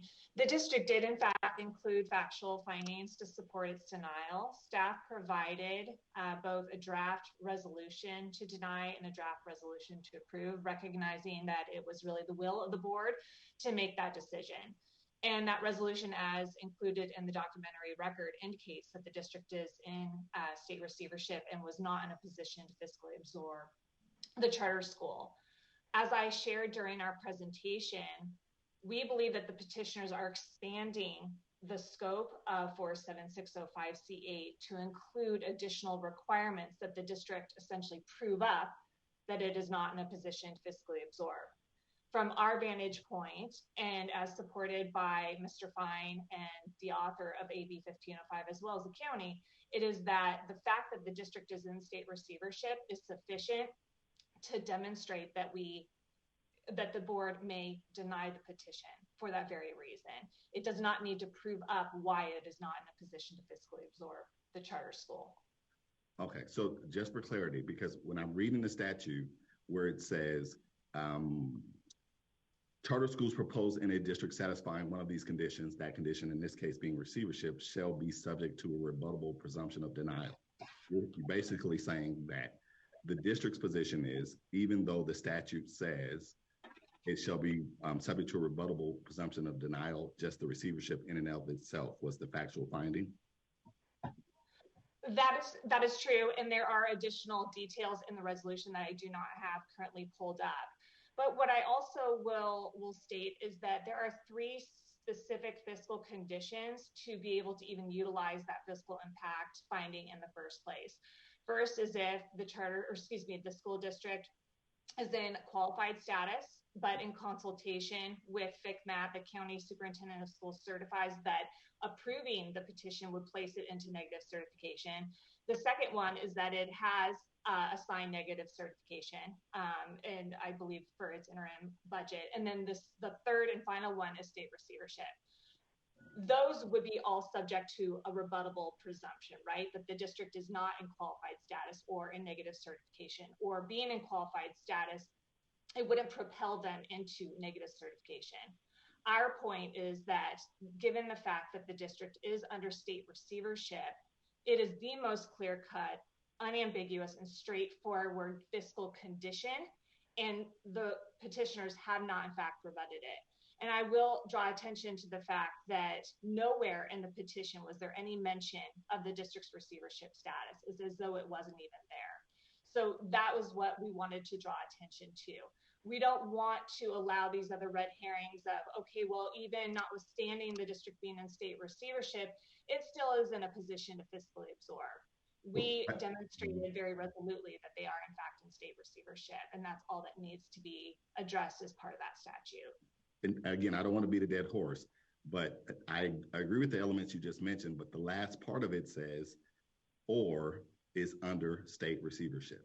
Charters shall propose in a school district satisfying one of these conditions shall be subject to a rebuttable presumption of denial. Correct. And so may I ask, what was your follow-up question on that? So I guess my underlying question, or my base question was, it seems as if my interpretation of what the statute says is it accounts for a district being in receivership, but still allows an opportunity for a charter to be approved because of the language, a rebuttable presumption of denial, right after it says that that one of those conditions could be that the district is under state receivership. And I understand what you're saying, and our position is that the rebuttable presumption goes to whether or not the district is in state receivership or not, just as much as whether it would be in a negative certification status if it were to approve the charter petition. And that's something that CDE staff has also interpreted and rendered the same conclusion as we did. So that is just our position, that it is very black and white. It is very straightforward, and it doesn't lend to a rebuttable presumption based on whether or not the district can, notwithstanding, still fiscally absorb the charter school. Ours goes to the fact of it being in state receivership, and that in and of itself provides the basis for denial of the charter petition. So, Chairman Walsh, I have another question, but I don't want to hog the time from the other commissioners. My other question is for Caliber specifically. Did you want me to just come back to it? If it's, let's go ahead and ask it right now. And we have Jared and Matt, and then Gail also following you. So just be as concise as possible. Very much so. So my question is for Caliber. What assumptions did you make that this won't have a negative fiscal impact on the district? Yeah, I'm happy to answer that. We looked at the district's own projections of their financial future. We looked initially at their first interim report at the time when that was available, and then we updated our analysis based on their second interim when that was available. And we looked at the magnitude of reserves. A lot of what Mr. Fine said, I think, is on point, as well as what Mr. Premack said in the public comment about the various caveats that need to be factored in. We factored those in. And what we looked at was not an assumption of growth or changes in funding that weren't based on what the LAO office and the district themselves were even projecting. We took their projections at face value, and we simply compared the resources they had available to absorb a potential new school. And we looked at the projections of what impact that school would have And as you saw in our presentation, the resources they had available were far larger than the impact of the school, which led us to conclude quite easily that the district could absorb the impact if they wanted to. I understand how they would prefer not to for various reasons. I understand that they might choose to earmark or reserve funds for other things, but frankly, we don't believe that's appropriate discretion under the law. The law very clearly says that charters are intended to be encouraged unless there's a reason not to. There's a reason here that says if a district's in receivership and can't afford it, they can deny it. We don't believe that, despite the fact that, again, using the term receivership generally, that they can't afford it. I think we've demonstrated they can, and that's why we feel very strongly that they should have. Thank you. Commissioner Austin. Thank you, Chair Walsh. I actually have a quick question for Mr. Fine, and then my other question is for the district. Can I ask Mr. Fine first? Please. Okay, so my understanding is that the district is no longer controlled by the state, but you had mentioned that they have a trustee that has some oversight. Can you clarify what the oversight looks like, what their authority is, and what that interaction looks like? Sure, be happy to, Mr. Austin, commissioners. So a trustee that follows is really there to ensure that the district stays on course for its continued recovery. So there's multiple phases to the receivership process. The first phase for this district was complete. Be careful of my words here, but almost takeover, right? The board lost its authority. The local governing board lost its authority to govern, and the superintendent was dismissed as provided for in statute. An administrator was assigned at the time by the state superintendent. That's no longer the process. Now the process is by the county superintendent. And they operated on a recovery plan. They developed and implemented a recovery plan. And FCMAT as a third party is the state's eyes and ears to monitor their progress on that recovery plan. Over a period of time, they achieved sufficient progress, maybe not perfect, but sufficient progress to move to the next phase. And that next phase is where the governing board is given their local authority back. They're able to hire a superintendent, and then a trustee is assigned to look over their shoulder and monitor. They give advice. So the trustee in this case meets with the board and the superintendent in the district on a regular basis. They review the agenda. They look at their financial reporting and decisions being made. The authority that the trustee has is to stay or rescind any action of the governing board that is inconsistent with their recovery. So the trustee, unlike an administrator, the trustee does not have the authority to make a decision on behalf of the board, but they can stay or rescind a board decision that would be inconsistent with continued progress towards the finish line. Okay, thank you. I appreciate that clarification. And for the district, I just want to get some timelines correct. So 2004 is when the emergency receivership took place. Is that correct? That is correct. And I'm actually going to turn this over to Superintendent Spalding and his CBO, Rosa Losa, because they are much more intimately familiar with the district's fiscal history. Okay, great. Thank you.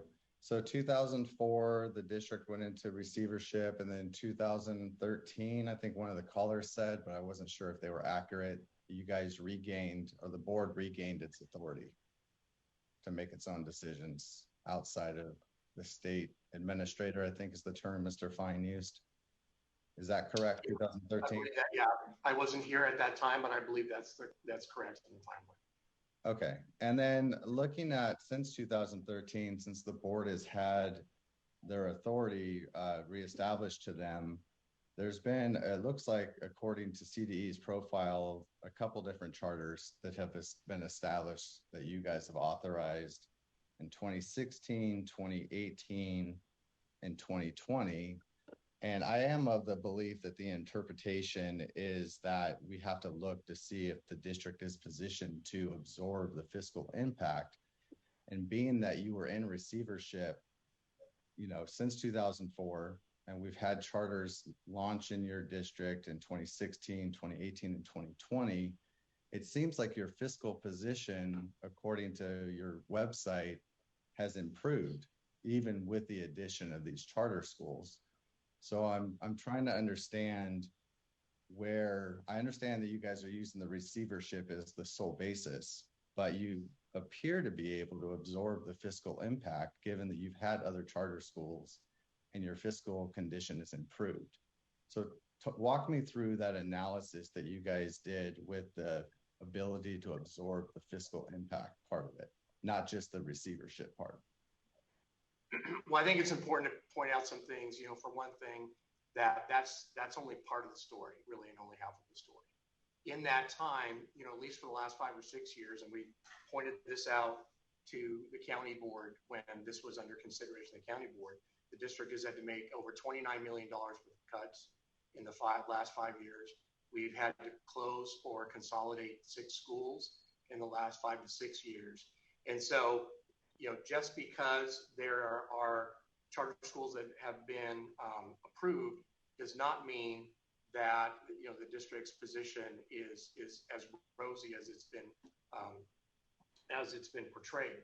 The other thing that's important to know is there was no new charter school in 2020. You may be referring to a renewal, but there was no new charter school in 2020. But up until 2019, there was no AB 1505. These provisions of Ed Code 47605 did not exist that specifically addressed the issue of financial impact, fiscal impact. So this is new, and it's just a few of us right now that I think you have another case today, and I think you had another case in your previous meeting.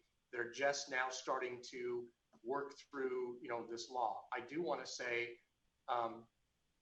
one of the things kind of piggybacking on what Director Fine said is I think it's important for everyone to understand that in this 47605 C8 law, which is new, it uses the 3 most objective standards for fiscal distress. Rather than writing a law that says if you feel like you're in fiscal distress, you can deny, or what it says is there are 3 standards. One standard is if you're in negative certification. The other standard is if you are in qualified certification, but can demonstrate that you would go into negative certification with the verification of your county superintendent and FCMAT, or if you are in receivership. And those are the objective standards that are used. And those are well-worn, well understood, broadly used objective standards. We all have to do a first interim report. We all have to do a second interim report. We all have to do multi-year projections. We all have to do certifications with our county in terms of whether we are positive, qualified, or negative. And that was done to safeguard decisions that are made by boards, over charter petitions, so that charter schools asking for a petition would know that there was an objective standard that would determine whether a district was in a position to absorb or not. So we don't get into this, you can afford it. No, we can't. Yes, you can. No, we can't. Yes, you can. No, we can't, which is what we've been doing now for 9 months. A lot of what is been brought forward in terms of the argument of our fiscal status has been misinterpreted, or misrepresented.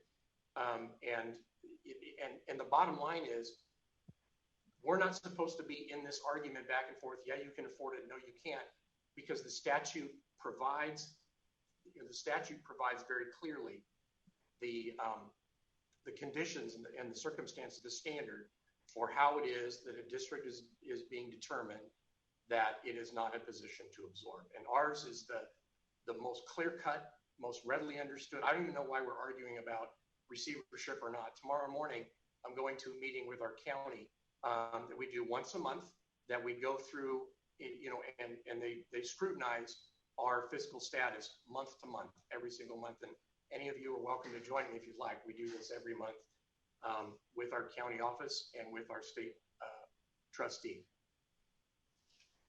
Okay, thank you for that explanation and commentary. I mean, I do think it's important because the law does say position to absorb the fiscal impact. So that is why we're spending time on that. I have one last question in regards to your use of that trustee. I was looking through the documentation and I couldn't find it, and maybe you can point me to it, any type of written recommendation that the, is it the trustee or administrator, forgive me for the term, gave your board in regards to the fiscal impact to Caliber's launching of this school. I couldn't find any type of written recommendation since they're tasked with advising you. I couldn't find their advice. I don't know that it's in the written record. I do know that he made his concerns known both to staff and to the board, and he came to both county meetings and hearings on this to speak to this issue and to make his recommendations. So his position has been clear throughout. Okay, Chair Walsh, those are my questions for right now. Thank you. Chair and Mr. Austin, if I can just clarify so the record is clear and the understanding is clear with regard to the administrator and the trustee. The administrator was in place until March 31st of 2013. However, there was a trustee in place beginning in mid-July of 2007. And the reason for that is the state breaks the evaluation down into 5 components. And if one component has met the threshold of progress, then that one component is returned back to local control. And so Vallejo is a unique case where there's a trustee and an administrator both with different areas of responsibility for a period of time. But since March of 2013, or really April 1st of 2013, there's only been a trustee. Since you brought that up, I have to ask a clarifying question with that. So they've had this trustee, and the superintendent outlined some of their fiscal concerns, but they have not been grave enough to where the state has had to take another administrative takeover. They've been able to work with the advice of just having an advisor or a trustee since 2013. Is that correct? Or 2007? Well, they've had a trustee in place since 2017, but solely a trustee since April 1st of 2013. But I don't think that probably adequately addresses your question. Just because there's a trustee there doesn't mean the district hasn't encountered difficulty. In fact, I've sat in their boardroom when they've had to make very, very difficult decisions. The superintendent has alluded to that while a trustee was present. The best, and this gets back to your question to the superintendent, where's the trustee's written recommendation?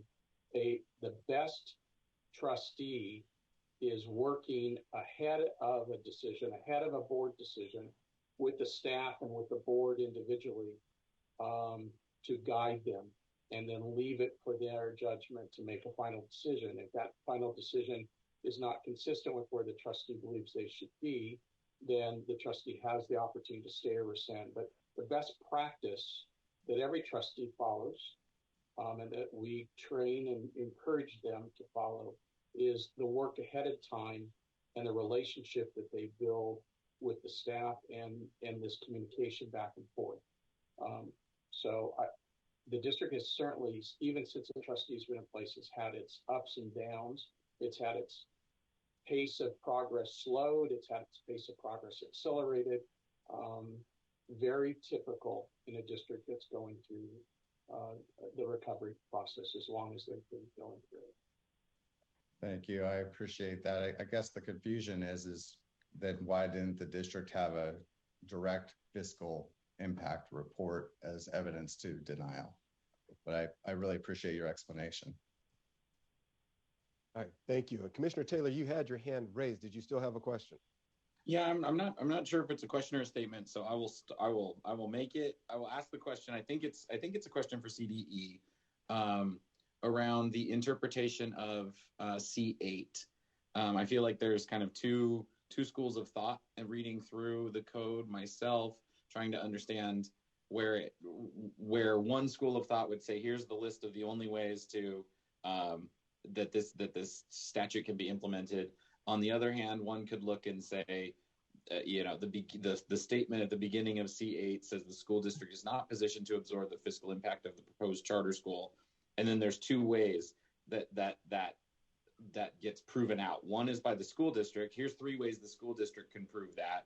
And then conversely, the charter school then has a way to rebut that presumption of denial. And I think that is, to me, that feels like the debate of that we are having. And part of my struggle with reading through the CDE recommendation is it doesn't feel clear to me that which of those two ways we should interpret this statute. And as the advisory body, it doesn't feel like it's our place to do that. This feels like this is the state board's job to review what that statute means and give guidance to the field on how to interpret this, rather than it be our body making a legal judgment on this. So I just didn't know, Stephanie or CDE staff, if there's an opinion that you all have on how you came to your legal interpretation of C8 and how we should be interpreting C8. Thank you, Matt. This is Yeah. So I think first we need to emphasize that the district itself does not need to prove that it cannot absorb as part of its adoption. That burden is on the petitioners to rebut the presumption that the district cannot absorb. And in our opinion, it did not do so. Based on our analysis and review of the documentary record and all of the pieces of the documentary record and the appeal letter and all of the record that we analyzed, we felt that the petitioner did not meet its burden to rebut the presumption that VCUSD is not positioned to absorb the fiscal impact of the proposed charter school while it is still under state receivership. So I think, the school, was not denied an opportunity to rebut. They actually put their rebuttal into their written submission. Thank you. And we looked at everything. We reviewed the entire documentary record. And, we just have to, based on our review of it, the burden is on the petitioners, and the petitioners did not come through in our view of actually showing how the district cannot absorb the fiscal impact due to being under state receivership. They didn't rebut that piece of it. So the position was that they had to rebut the or clause of C8, that they were in receivership. The only thing they could rebut was whether they were in receivership or not was the school district position to absorb the fiscal impact. We did look at that. We did review that. Okay.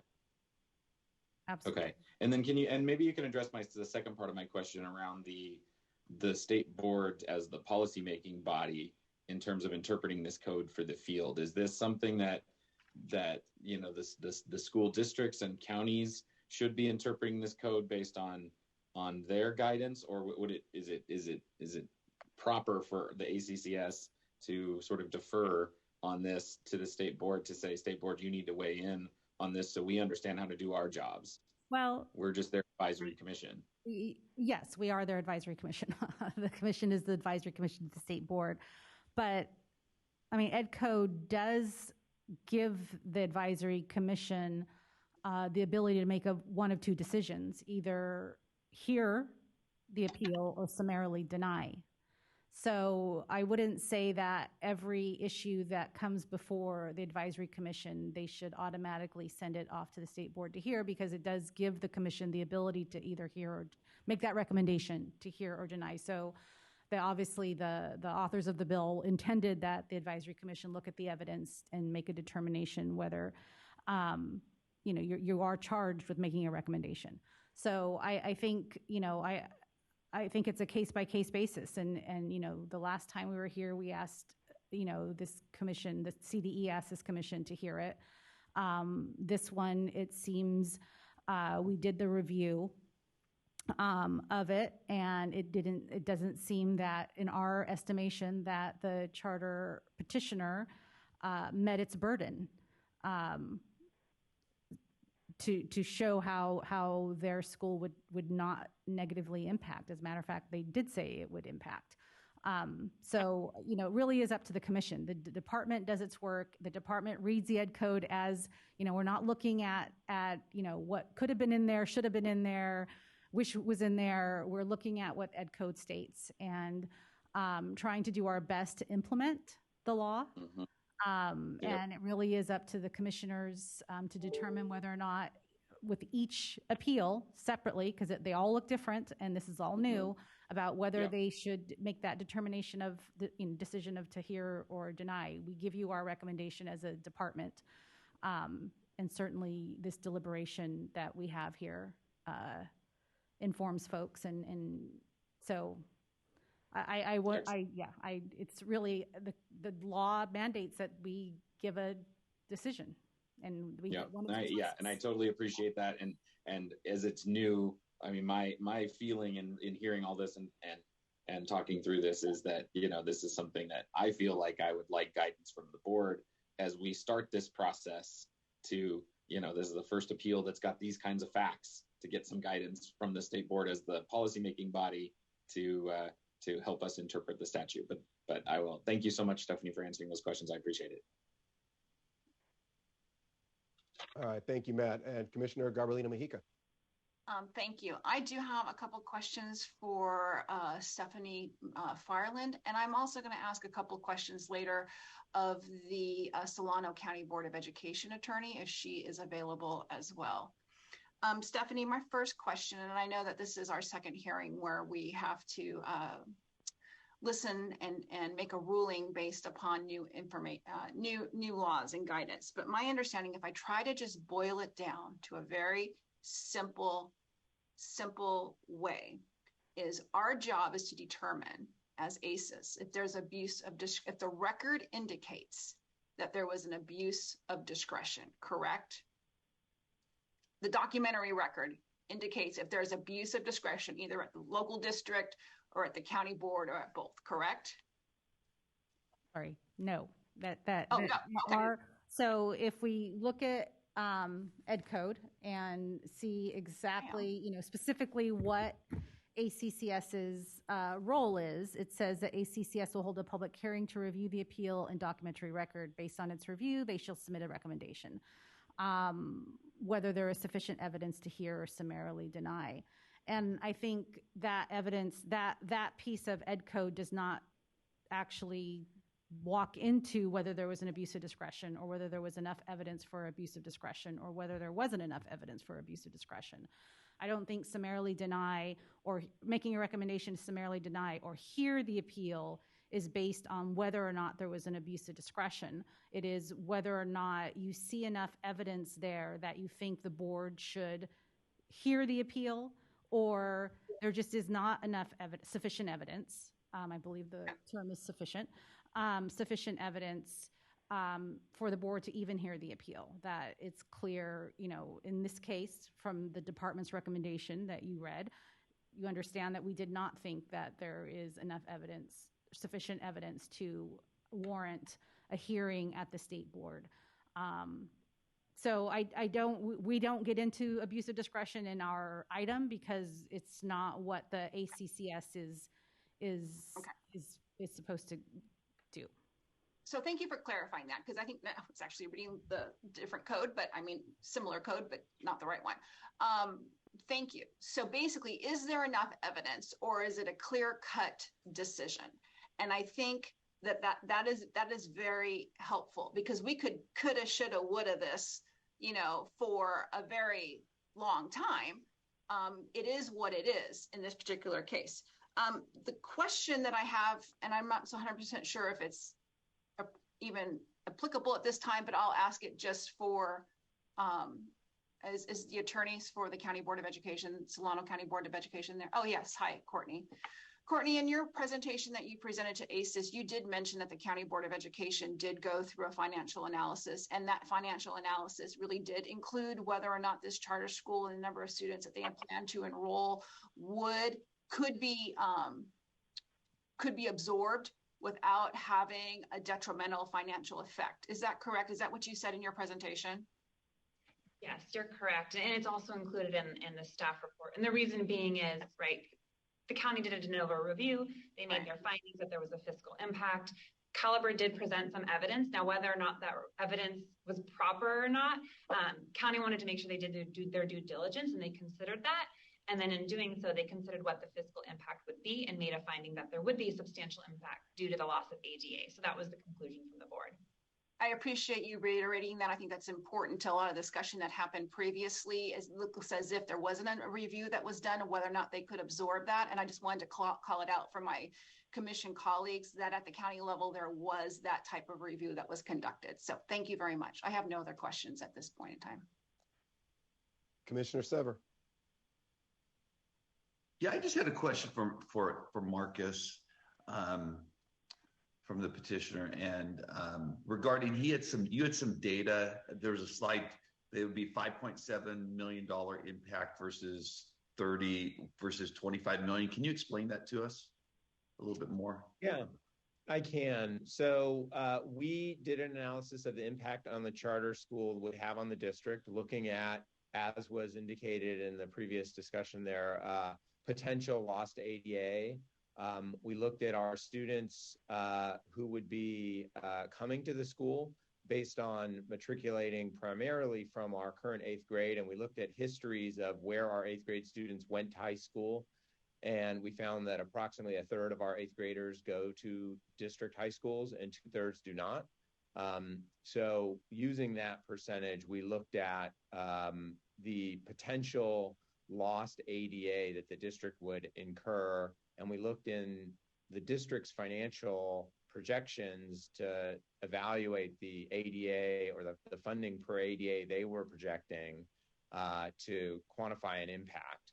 We also looked at other impacts because there are some actually positive impacts of students coming to a new high school instead of theirs. And we came up with a net fiscal impact over the 5-year term of the charter. And then what we compared that to, so the green bar in the slide you're remembering that said there was a $5.7 million impact, that was the impact of the charter. And we compared that to the district's unrestricted fund balance to try and evaluate whether or not the district could absorb that impact. So to some of the comments made earlier about whether all the funds are actually available, whether they're restricted for other purposes, et cetera, we used the more conservative approach in comparing what the district's ability to absorb an impact and compared that to the impact of the school. So that was our methodology. And as you saw on the slide, the ability to absorb was considerably larger than the impact of the school. Okay, thank you. That's the only question I had. Okay. Commissioner Austin, just before you go, I just want to reiterate again that our role here, as we've been reminded a couple times now, is strictly to determine whether or not we believe there's enough evidence to either deny or recommend that the SBE take this appeal up. So just as that reminder that that's how we're framing this. So Commissioner Austin, please. Thank you. My other question is around that. So I've heard a lot about the two options that we have of either sending it to the SBE because we think there's enough evidence to hear it or denying it. But if I understood it correctly, I thought there was a third option where we take no action and then the SBE will decide for themselves if they're going to hear it or not. And I'm kind of what appears to be Commissioner Taylor's line of thinking that I'd like to hear the state board weigh in on this to provide guidance for the future. So I don't know if this is a CDE question or CDE's counsel, but can you explain how that third option works and what that process looks like for the SBE to decide for themselves if they want to hear it or not? particularly since this is our first fiscal impact case. So thank you, Commissioner Austin. You're right. It's a weirdly worded section of Ed Code when it says, as I said earlier, the ACCS shall submit a recommendation to the SBE whether there is sufficient evidence to hear or summarily deny. And then it goes on to say, if the ACCS does not submit a recommendation to the SBE. So, I am guessing from that sentence that is where your understanding is of there is that third option where they certainly, if they don't, then the SBE will consider the appeal and shall either hear or summarily deny. So they'll have it's the same process, right? So whether you give a recommendation or not, whether some commissioners give a recommendation or not, it will still go to the state board. It will still go to the state board and they'll still make a determination whether to hear or deny the appeal. So it doesn't necessarily go straight to a hearing. The board still has that option to make that. Well, it still has that requirement to make that decision.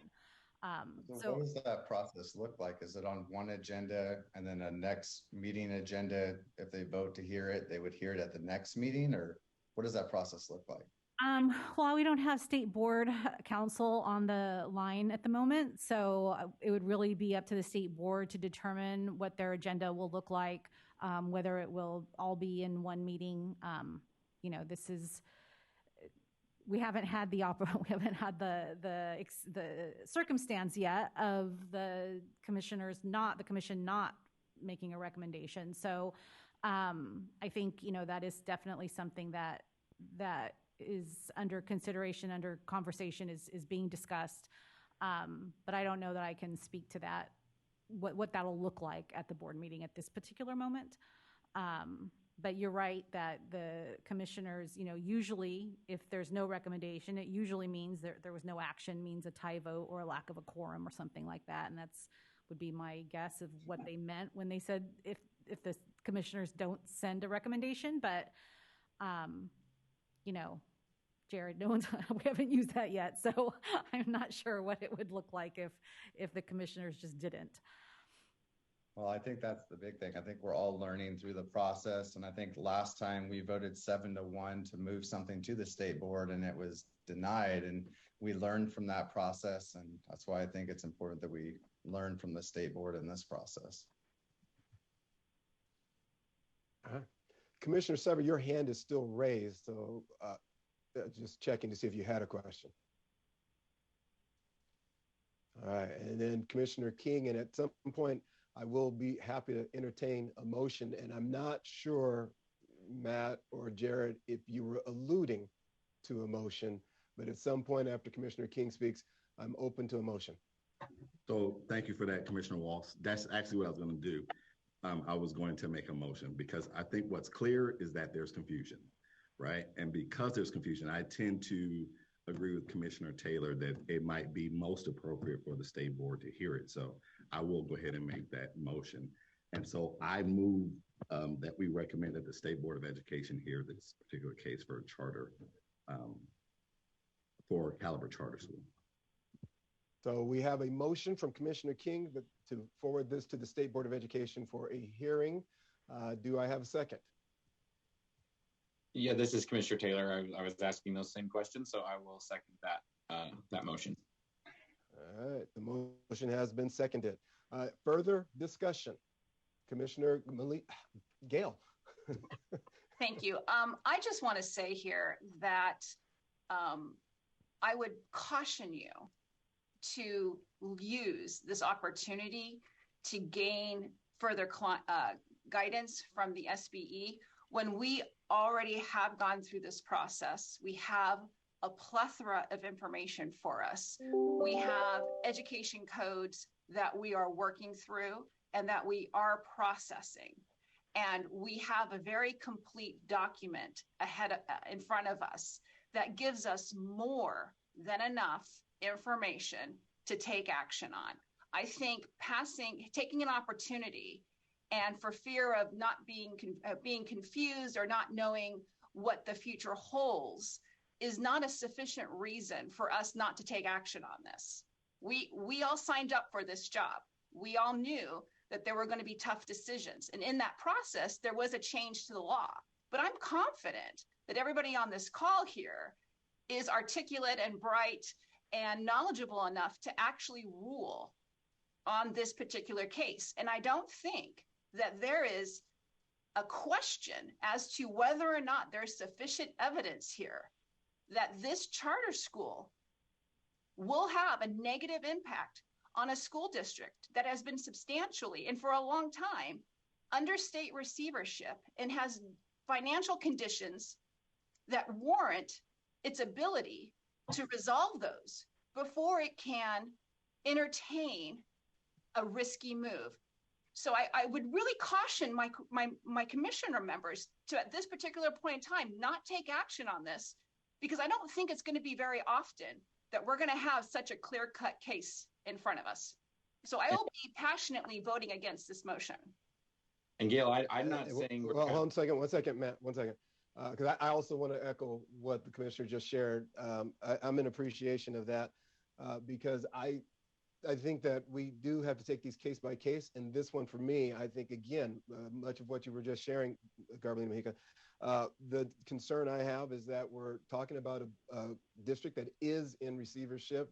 I don't think that is questionable at any point right now. And the conversation around how they should move forward. Those other schools that were authorized before this option even came to play. And I'm in agreement with this option, because I just think if there's ever a time when they should be making a decision that's cautious, now would be that time. And once their receivership and their loans are paid off and everybody says you're good to go, then that's a very different conversation. But for me, this one is a very easy conversation. It's very clear. And I would encourage us to make decisions first and not just send them all to the state because that automatically says there's no reason for us. And I think at this point, there are times when we should be making those decisions. So thank you, Matt, for letting me jump in there. And if you wanted to say anything, it looks like the board's lighting up. Everybody has something they want to share. So if you have another comment, please. Otherwise, I'm going to go ahead and move on to Commissioner Sever and then Commissioner Jones. My response was just in the way that my comments were not about passing the buck to the state board and avoiding our ability to make decisions. I don't feel that at all. What I feel like is that the code has some potential conflicts in it, and we don't have regulations on how to interpret those codes. Those have not been passed by the state board. Those have not been passed by, there's no additionally clarifying legislation other than maybe some intent language that folks have been throwing around. If we had that clarity, I feel like we could make a decision on how do you implement the first sentence of C8. That's really what I'm trying to figure out, is how do we implement C8? And in the lack of clarity, I would defer to the policymaking body, which is the California State Board of Education in this case. That has nothing. And once those, maybe it's about regulations, and maybe this is a plea to the CDE and SBE, help write some regulations so that we understand what our role is and how to interpret these codes so that we cannot be in this limbo. That was all I was saying, and had nothing to do with us me not wanting to make a decision.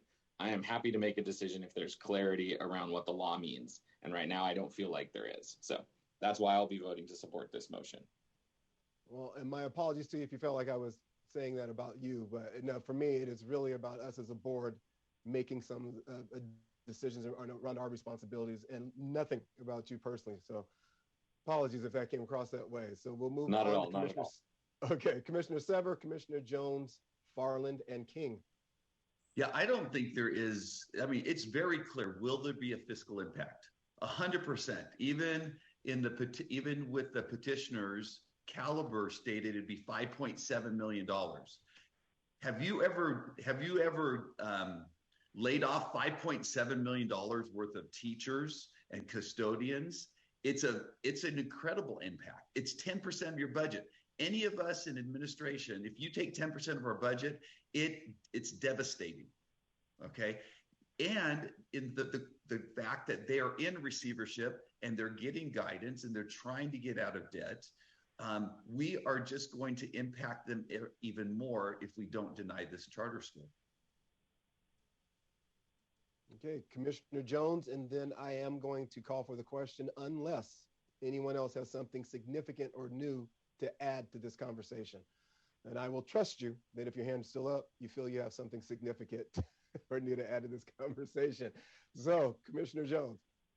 Thank you. I just want to agree with my fellow commissioners, Gabrielina Mojica and Commissioner Sever. I do think that this is a very clear-cut case. I don't think we've had a more clear-cut case or will have a more clear-cut case. And I think we have the case to basically summarily deny. And I just feel like if we're not making our recommendations, that we're not doing our job. So I just really appreciate the conversation, and I'm actually speaking against the motion. Yeah, Commissioner Farland, and then Commissioner King. So just, Okay,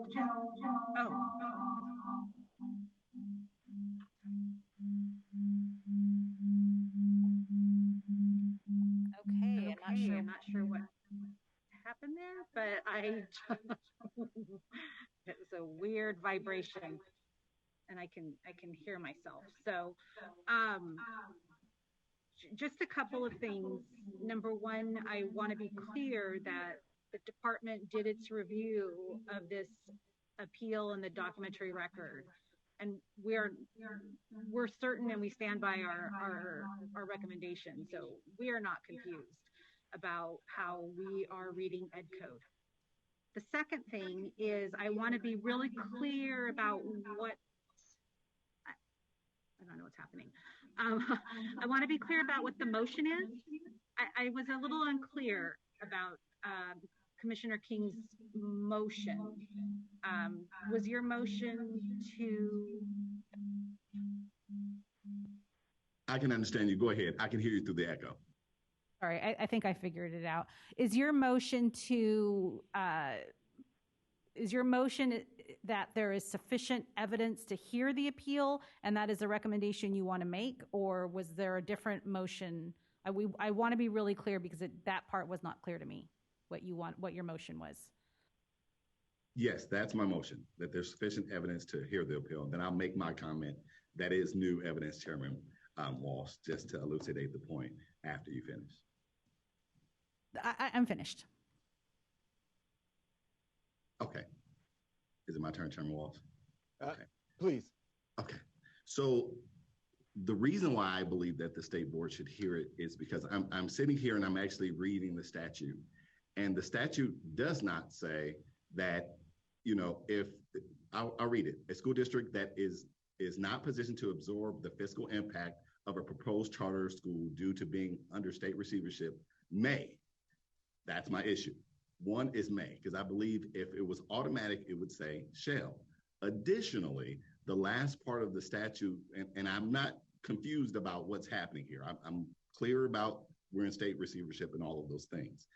My concern is the interpretation of this particular statute, because again, when I'm reading the body of 47605C8 at the bottom, it does address both negative, qualified, and receivership, and then goes on to say, and I'll just read this sentence, charter schools proposed in a school district satisfying one of these conditions, so it highlights that those things may still exist, shall be subject to a rebuttable presumption of denial. So that's my reasoning for wanting to move it forward, not because of I'm not in any way confused about the fact that they're in receivership. I applaud them for working their way, toward what they're doing now. I applaud Caliber for the schools that they're presenting, as even identifiable, both the district and the county. So that's my rationale for this particular motion. All right, then let me reiterate the motion is that we recommend that the State Board of Education hear the appeal as you feel that we have determined there's enough reason for this to move forward. Correct, that's the motion. And it has been seconded by Commissioner Taylor. So I am going to ask for the vote now. And so let me get my order that I'm going to call on you. So roll call vote, please, for that motion in favor of moving this forward to the State Board of Education. Commissioner Sever, how do you vote? No. We have a no. Commissioner Farland, how do you vote? No. I am Commissioner Walsh. I also vote no. Commissioner Taylor, how do you vote? Aye. And Commissioner Austin? Aye. Commissioner Garbalino Mojica? No. Commissioner Jones? No. And Commissioner King? Aye. I move that we summarily deny the petition and follow staff's recommendations. I second that. Well, hang on one second. The motion failed. Yeah, the motion failed. I'm sorry, I wrote down the wrong numbers. I had 9 votes for only 8 people. I wasn't quite sure where my math was going. So yes, the motion did fail. And so again, the motion that you are now introducing, Commissioner Garbalino Mojica, please say that one more time so I can make note of that. Is to follow staff's recommendation and summarily deny the petition. I'd summarily deny forwarding it, or summarily deny. I'll just leave it there. So motion to summarily deny moving this forward, and following there was a staff's second. recommendation. Following staff's recommendation, and there was a second, and I did not catch. And I support that motion. That was Commissioner Sever. All right, and then so the motion to deny, respectively, we'll go with the vote again. So this time the motion is to deny. So Commissioner Sever, how do you vote? Yes. Yay. And then Commissioner Farland? Yes. And I vote yes. And then Commissioner Taylor? No. And then Commissioner Austin? No. Commissioner Mojica, Garbalino Mojica? Yes. And Commissioner Jones? Yes.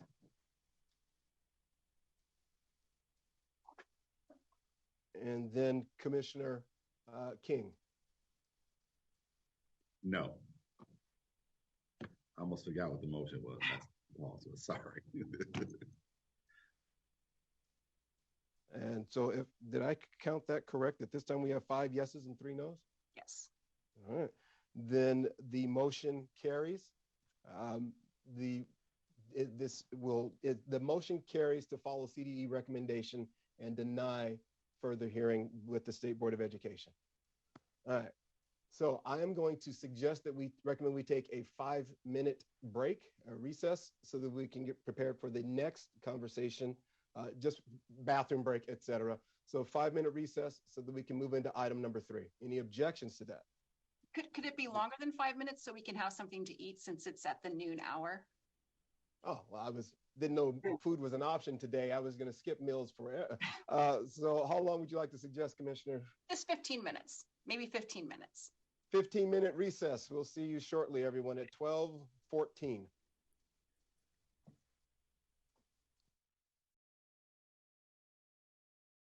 All right, welcome back from recess, everyone. I hope you're able to grab something of nutrition. And so we're going to move on to item number 3, the appeal of the denial for the establishment of a classroom-based charter. And that is in reference to the appeal of, excuse me if I pronounce this wrong, Mayacamas Charter Middle School. And so people wishing to make comment on item number 3 should call in at this time. Dial 667-770-1381 and use access code 4337117 when prompted. You must enter access code 4337117 to be added to the caller queue. So at this time, Alberto, if you would like to repeat those instructions in Spanish, please. Sure. Las personas que quieran hacer unos comentarios acerca de del número de la agenda número 3, pueden hacerlo a este teléfono llamando al 667-770-1381 y tiene que marcar el código 433717, símbolo de número. Gracias. So, commissioners, as before, we will hold all of our questions until after public comment. At this moment, I will go ahead and open the public hearing, and we'll ask Craig to present items and share the CDE recommendation. Thank you, Chair Walsh and commissioners. I'm going to be presenting, as you heard, item 3, appeal of the denial of a petition for the establishment of, and I believe it's pronounced, Mayacamas Charter Middle School.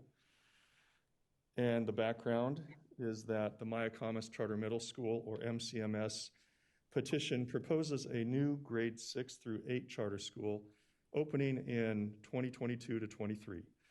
MCMS submitted its petition to the Napa Valley Unified School District, or NVUSD, pursuant to California Education Code, or EC Section 47605A. The district denied the petition on December 9th, 2021 by a vote of 7-0.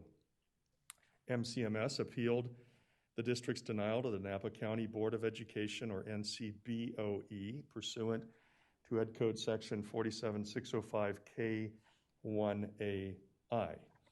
The county board voted to deny the petition on March 15th, 2022, which passed by a vote of 5-2 and adopted written factual findings supporting the denial on April 5th, 2022. MCMS submitted its petition to the California State Board of Education, SBE, on April 14th, 2022, pursuant to EC Section 47605K2. The California Department of Education recommendation. The California Department of Education, or CDE, recommends that the Advisory Commission on Charter Schools, or ACCS, issue a recommendation to the SBE to hear the appeal. This recommendation is based upon the CDE's review of MCMS's appeal and the documentary record, which included sufficient evidence to hear the appeal. ACCS action and subsequent SBE action. Pursuant to EC Section 47605K2D, the ACCS's defined role is to make a determination on whether there is sufficient evidence for the SBE to hear the appeal or summarily deny review of the appeal based on the documentary record. At its September 14th and 15th, 2022 meeting, the SBE will either hear the appeal or summarily deny review of the appeal based on the documentary record. Again, it's not the role of the ACCS to consider the charter petition or make a judgment about its quality or completeness. I think everyone's pretty familiar with these changes by now, and that the statutorily defined role for ACCS is to make a determination whether the state board should hear the appeal or summarily deny the appeal based on the documentary record. Mayacamas Charter Middle School's appeal submission. Mayacamas Charter Middle School submitted the following items to the CDE on April 14th, 2022, pursuant to EC Section 47605K2A, a written submission of MCMS's appeal, which included allegations of abuse of discretion by the governing boards of the district and the county. MCMS's charter petition, findings by the district's governing board, the documentary record from the district's governing board, findings by the county's board, and the documentary record from the County Board of Education. MCMS's allegations of abuse of discretion, slide 1. Again, we're just laying out the arguments around this. MCMS stated the following allegations of abuse of discretion by the district. The factual findings adopted by the district board on December 9th, 2021 are not supported by substantial evidence in the record. And the district board failed to proceed in the manner required by law because the district did not provide a fair and impartial petitioning process. MCMS's allegations of abuse of discretion continued. MCMS stated the following allegations of abuse of discretion by the County Board of Education. The county board's March 15th, 2022 decision to deny the MCMS petition is not supported by the purported factual findings in the county's post-denial declaration or findings ratified on April 5th, 2022. The county board's post-denial factual findings are not supported by evidence in the documentary record, and the county board failed to proceed in the manner required by law when it failed to either grant the charter petition or timely adopt specific written factual findings to deny. The district's and the county's oppositions to Mayacamas Charter Middle School's appeal. The district findings in support of denying MCMS's petition. The district denied the petition based on the following findings. The petition presents an unsound educational program, EC Section 47605C1. The petitioners are demonstrably unlikely to successfully implement the program set forth in the petition, EC Section 47605C2.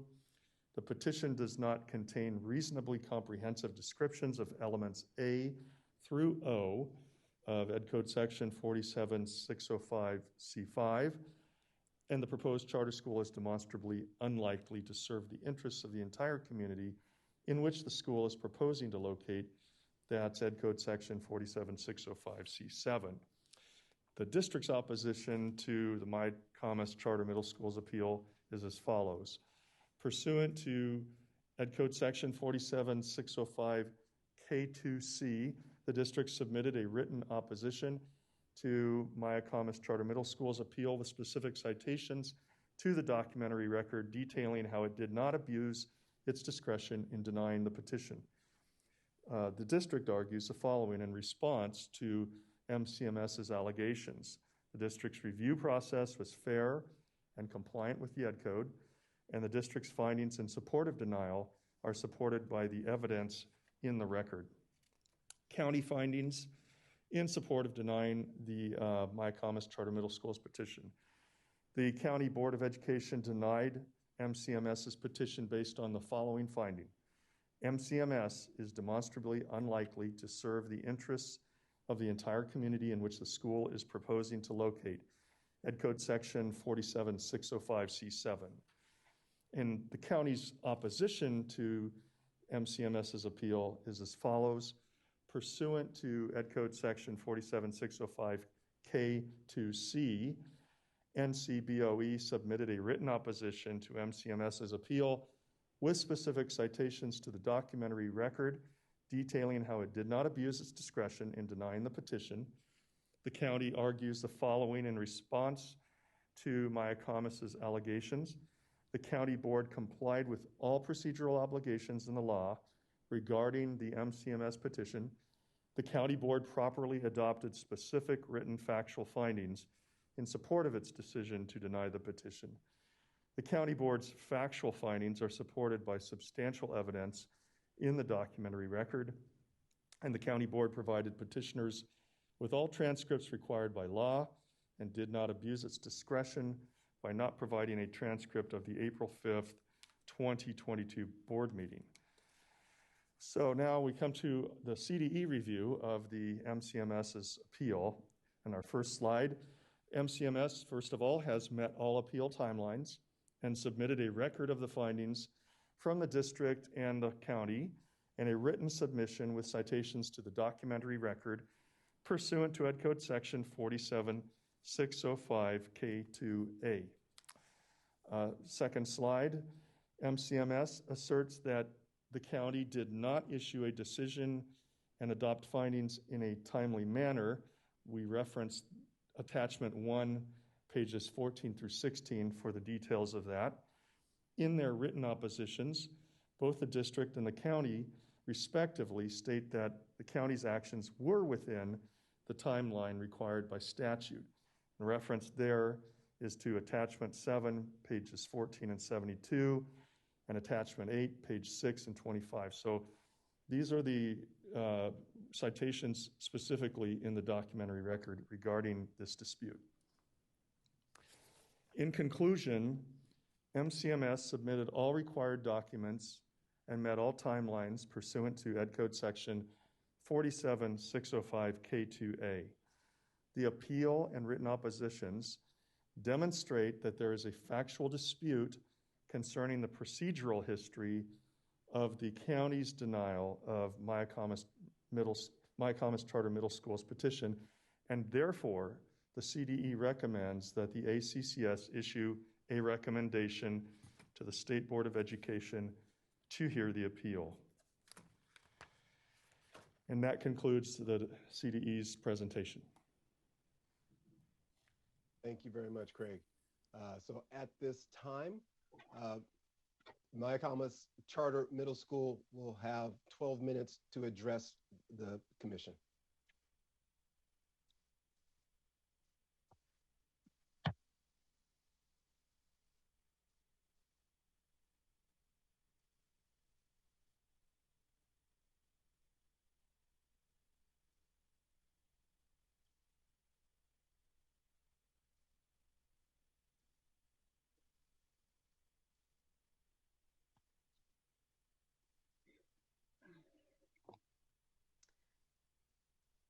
Good morning. Is Lauren Daly on the line? I don't see her.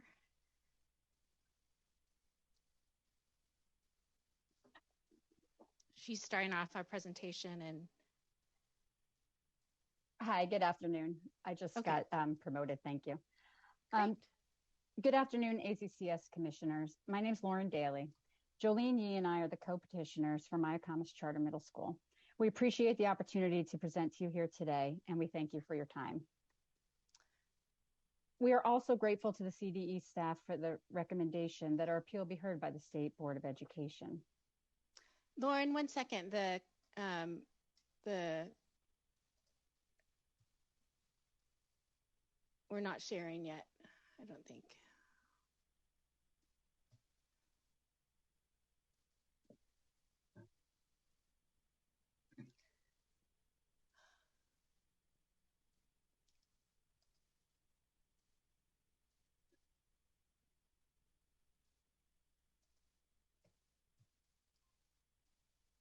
Great. Thanks, Jolene. How did we get here? The petition for Mayacamas Charter Middle School came as a result of a series of school closures within the Napa Valley Unified School District. Specifically, MCMS was proposed following the district's decision to close 2 middle schools at the end of the 21-22 school year. Harvest Middle School, which is located in a predominantly Latin American neighborhood and was walking distance for many students, and River Middle School, a small former charter school that had a unique program focused on social emotional learning. MCMS is a proposal on behalf of concerned parents, teachers, and community members to provide a strong neighborhood school in an underserved neighborhood that is also a small school setting for students for whom a large middle school may be problematic. I will now turn it over to Jolene to briefly talk about the school. Thank you, Lauren, and thank you, commissioners, for this opportunity to talk about our charter. I'm going to spend a few minutes talking about our proposed school and why it's imperative that the ACCS follow the recommendation of CDE. First, our charter is unique in Napa in that it has a highly individualized and student-centered model that emphasizes building relationships in the Mayacamas community. Curriculum elements like teacher looping, where students stay with the same cohort for 7th and 8th grade, offer an extended opportunity to build strong relationships and safe places to grow. The focus on social emotional learning is intended to be embraced by the entire Mayacamas community, students, teachers, counselors, administration, and family. The culture is promoted throughout their learnings and reinforced in daily advisory. Every student starts every day with their advisory and activities focused on SEL. The Mayacamas model focuses on individual students. Every student has an individual learning plan that is a joint creation by the student and the advisor with input by parents or guardians so that the students are personally invested in their plan. 4 times per week, they have Learning Lab where they have the opportunity to work individually in small groups and with teachers on personal aspects of their plan. As they progress through the curriculum, the students and advisors choose representatives of their work to highlight so that by the end of their time with Mayacamas, they've collected a portfolio of their best work and a record of their growth. Mayacamas will offer art-focused electives. There's a lot of data out there demonstrating the importance of music and art on development of the brain, and there's documented evidence that art and music are healing in nature. Middle school students face a lot of challenges, and we're all dealing with the ramifications of the COVID lockdown. So we believe electives of this nature will be beneficial. In addition, we have worked with the New Tech Network on a project-based learning model that's right for our school. One of the things we really loved about the program is the opportunity for our teachers to collaborate with other teachers in the network using communication platforms like Slack. This gives our school access to not only the expertise and experience of our own teachers and administrators, but access to knowledge and experience of teachers at over 200 NTN schools around the globe. Last and very important, we strategically chose to locate our school in downtown Napa, walking distance from 2 elementary schools with 80 to 90% free and reduced lunch families. Contrary to the narrative driven by the district superintendent and board, our model is diverse by design, placing our school within walking distance of 2 schools with very high free and reduced lunch populations is just one of the ways we will help build our targeted 60+% free and reduced lunch family population. This last point is particularly important because we have been publicly accused by the district and its supporters as being racist. We've heard from numerous people that the district superintendent and staff visited parent club and English learner families in the weeks leading up to the county hearing, telling them to call into the hearing and ensure that our petition was not approved, because if they failed, the district would immediately cut their programs, plus art, music, and athletic programs. This was evidenced by the 40 parents who called into the meeting reciting the exact same thing, that Mayacamas was developed by white segregationists who wanted to take public dollars to create an elite private school for their children. And the county must not approve our petition or their programs. Sports, art, and music would be cut as a result of their approval. So the district successfully convinced English learner families to push its false narrative. This is particularly upsetting because this narrative is in fact the opposite of what we are trying to achieve. Sadly, after an almost 5-hour hearing, listening to the same message repeated over and over, we were not surprised by the result. One final point, and that is even the county staff report, which was created by a full team of county experts, including 2 outside experienced education consultants, found that our charter met all the legal requirements for the establishment of a charter school, and that there is a well-established need and demand for our unique program. Napa is a community rich with diversity, and it's unreasonable for the district and its supporters to believe that the district alone can fulfill the educational needs of our entire diverse population. If this petition is not approved, then a lot of families will have no public school option that fits their children. I'd like to hand the presentation over to our legal counsel, Jean Lemo. Thank you, Jolene. Good afternoon, Chair Walsh and commissioners. I want to make sure I'm unmuted here, appear to be. I wanted to talk for a minute about just process here. You heard on the last item about the role of the ACCS, but I want to talk about it in this context for purposes of what we're asking for here. We're fully in support of the staff recommendation. The staff has obviously thoroughly reviewed all the materials submitted and have drawn the conclusion that it would be appropriate for a recommendation to the state board to hear this appeal.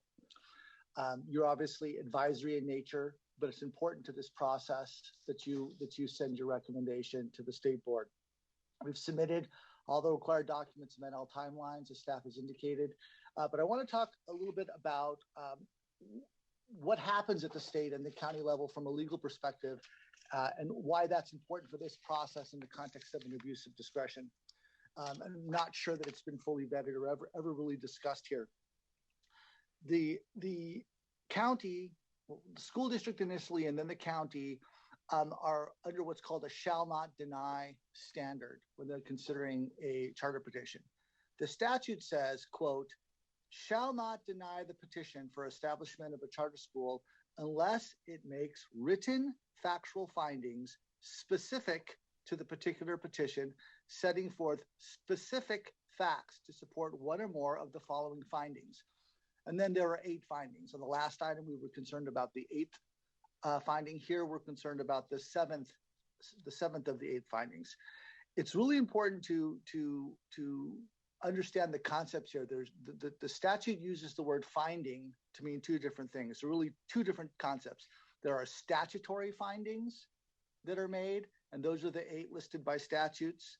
But then there's factual findings, which are important here.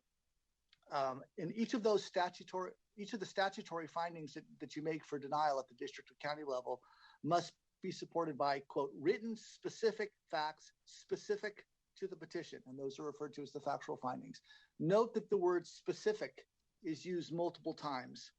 That is key here. And if we jump to the next slide, here we go. So there are multiple abuse of discretions that should be heard by the State Board, and we can only, for the sake of time, cover a few of them. So let's talk about what's probably the biggest one, the county board's denial. The county board heard the petition on March 15th. There was no staff recommendation for denial. There were no proposed written findings for denial. There was just a recommendation from staff that the county board might, if it could, make some findings to deny under C7, which is the community impact aspect. There would be an adverse community impact. The community would not be served by this charter, is the concept. And they're supposed to look at impacts to the entire community. What happened at the hearing ultimately was the board by motion voted to deny the charter petition based on C7. It was a one-sentence motion. There were no written factual findings. There were no findings at all purported to be part of that motion. And then what the board did was it directed one of the board members and its counsel to go off and come back later with some cobbled together factual findings. So that's not the process. They're supposed to make the factual findings as part of the denial. They had already denied the charter, and then they came back with factual findings. It's sort of putting the cart before the horse, and sort of turns the whole statute on its head if a board can deny a charter without any factual findings at all. And remember, when I read the quote of the statute, it actually had the word specific in there twice. There was nothing specific about it. The factual basis for the denial ultimately was that approval of this charter would have an adverse impact to the district's economics. But the record actually establishes that any impact economic to the district based on enrollment would be entirely mitigated by the district's increase in enrollment for transitional kindergarten. So it's actually not even an actual finding. The abundance of the evidence in the record, as we've described in our materials, supports the approval, actually, of this charter petition. And it's actually, the denial of it is actually contradicted by the evidence in the record. As far as the district, we've written to you that the findings are not supported by substantial evidence. The staff report at the district level was full of errors, factual errors, that we contradicted fact by fact in a written submittal. At the hearing and action at the district level, none of our factual corrections were addressed at all or even mentioned. And instead, the board members simply read their prepared statements supporting denial. And that's an unfair process and an unfair hearing. And there is certainly a factual dispute at play here. We fully support the staff's recommendation to submit this to the state board for hearing. Jolene, I'll toss it back to you. Lauren? Yeah, thank you, John. Really, that's the meat. That's the heart of our presentation. We'd just like to say, once again, that there are students for whom a large middle school is just not tenable. We really have designed a school for these students. And we would just like to state again, please recommend the appeal be reviewed by the State Board of Education. We greatly appreciate your time, and we're here and eager to take any questions. Thank you. Thank you. At this time, the district and the county will have a combined 12 minutes to address the commission.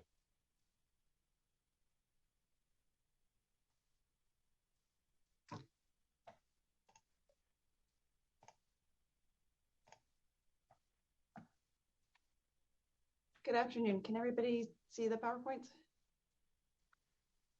Yes. Perfect. Right. Good afternoon. I'm Alex Sears. I'm counsel in Napa Valley Unified School District. And I'm Jennifer Nix. I am counsel for the Napa County Board of Education. And we're going to give an overview of how the appeal of this petition fails to present sufficient evidence of abuse of discretion for this commission to recommend that the state board hold a hearing on the appeal. Okay, there are four main reasons why this commission should recommend summary denial. First, record evidence shows that under the undisputed facts, the county board's review procedure followed all legal requirements and was not prejudicial to petitioners. Second, the appeal presents no evidence of any abuse of discretion regarding the county board's findings. The county board's findings were specific and supported by evidence. Third, the district's petition review process was rigorous and fair, and petitioners' allegations to the contrary, including allegations they've made today, are not based on the evidence in the record. Nor do petitioners cite specific evidence to show a lack of support for the district's findings. And finally, rather than showing that the district and county findings were not supported by the evidence, petitioners are basically arguing that the district and the county should have evaluated the evidence differently, which is not a valid argument under the current legal standard. So as you're aware, the abuse of discretion standard of review under AB 1505 is highly deferential to the local agency's discretionary decisions. If there was evidence supporting the district and county decisions, the state board may not reverse just because it would have made a different decision on the same evidence. I recall in a previous appeal hearing before this commission, a charter school attorney described the standard as requiring that both the district and the county had to do everything perfectly for the state board to affirm a denial, but that is basically 180 degrees wrong for two reasons. First, only one finding under section 47605C 1 through 8 is all that's required to deny a charter petition. So if the state board determines that there was one valid finding at the district and county level, that's all it needs to uphold denial. So if petitioners are attacking any of the findings supporting denial, they need to show that every single finding in support of denial was not supported by the evidence. And second, petitioners need to show not only that there was an abuse of discretion, but that that abuse of discretion prejudiced them by causing a worse result than they would have gotten otherwise. So if there was a minor procedural violation, but it didn't result in a worse outcome, that can't justify reversal. In court appeals, the term for that is harmless error. Purpose of this review is to ensure procedural fairness by the district and county, not perfection. Okay, next slide, please. Section 47605 says that if the state board doesn't summarily deny an appeal, it can affirm either the district's or the county's decisions, or both, and that it can reverse only if it finds abuse of discretion. We believe that means that the state board should only hear the appeal if this commission finds a genuine dispute as to both the district and county decisions. And here, CDE staff only recommended finding a factual dispute as to one of the two local agencies' decisions. And as we intend to show, we don't believe there is even any factual dispute there. So the petitioners have 5 grounds that they've cited for their abuse of discretion arguments. Number 1, that the county board violated statutory procedures by voting to deny the petition on March 15th and then adopting and ratifying written findings in support of denial on April 5th. Number 2, that the county board's community impact findings were insufficient because they just recited the statute without any analysis. Number 3, they argued that the county board's findings were not supported by the evidence. Number 4, they argued that the district's review process was not fair and impartial. And number 5, they argued that the district's findings were not supported by the evidence. And as we're about to discuss, none of those grounds are supported by the evidence in the record. Okay, so the CDE staff review of the appeal appears to say that 4 out of 5 on the arguments on appeal do not merit a hearing by the state board. As to the district review procedure, staff said the petitioner's challenge was limited and based only on allegations. Staff did not find that this argument was supported by specific citations to the evidence. Staff said that petitioners gave limited detail to challenge only one of the district's 4 findings supporting denial. So there's no real challenge on the other 3 findings, and therefore no basis for a hearing there, because again, only one finding is all that's required to deny. Staff said that petitioners gave limited detail to challenge the county board's findings, but also said that petitioners did not challenge the specific evidence relied on by the county board. So the only ground that the staff based its hearing recommendation on was what it termed a factual dispute about the county board's procedure. And we don't believe there is any factual dispute raised by the appeal that justifies this hearing by the state board. I will pass it over to Jennifer Nix to discuss the county issues. Thank you. As Mr. Sears said, CDE has indicated that there's sufficient evidence to warrant a hearing as to one issue on appeal, and that's whether or not the county board met its timelines. I respectfully disagree with the CDE, as the identified dispute only exists because the charter school has failed to disclose the actual and complete procedural history of this matter in its appeal. The charter school did submit their appeal petition to the county superintendent on December 21st. However, they did not submit their appeal petition to the Napa Valley Unified School District at the same time as required by statute. Without that submission and notice to the local school district, the county board did not have jurisdiction to hear the appeal on December 21st. The county superintendent did let petitioners know that they needed to submit their entire appeal to Napa Valley Unified in addition to the county board. Petitioners did that on January 5th. So the December 21st date is a bit of a red herring. And that 90-day timeline started on January 5th when the appeal petition was properly submitted in accordance with the education code. Now, this procedural deficit is not one that the county board could ignore, particularly because the local school district, Napa Valley Unified, had concerns that petitioners had changed their petition on appeal and remand was necessary.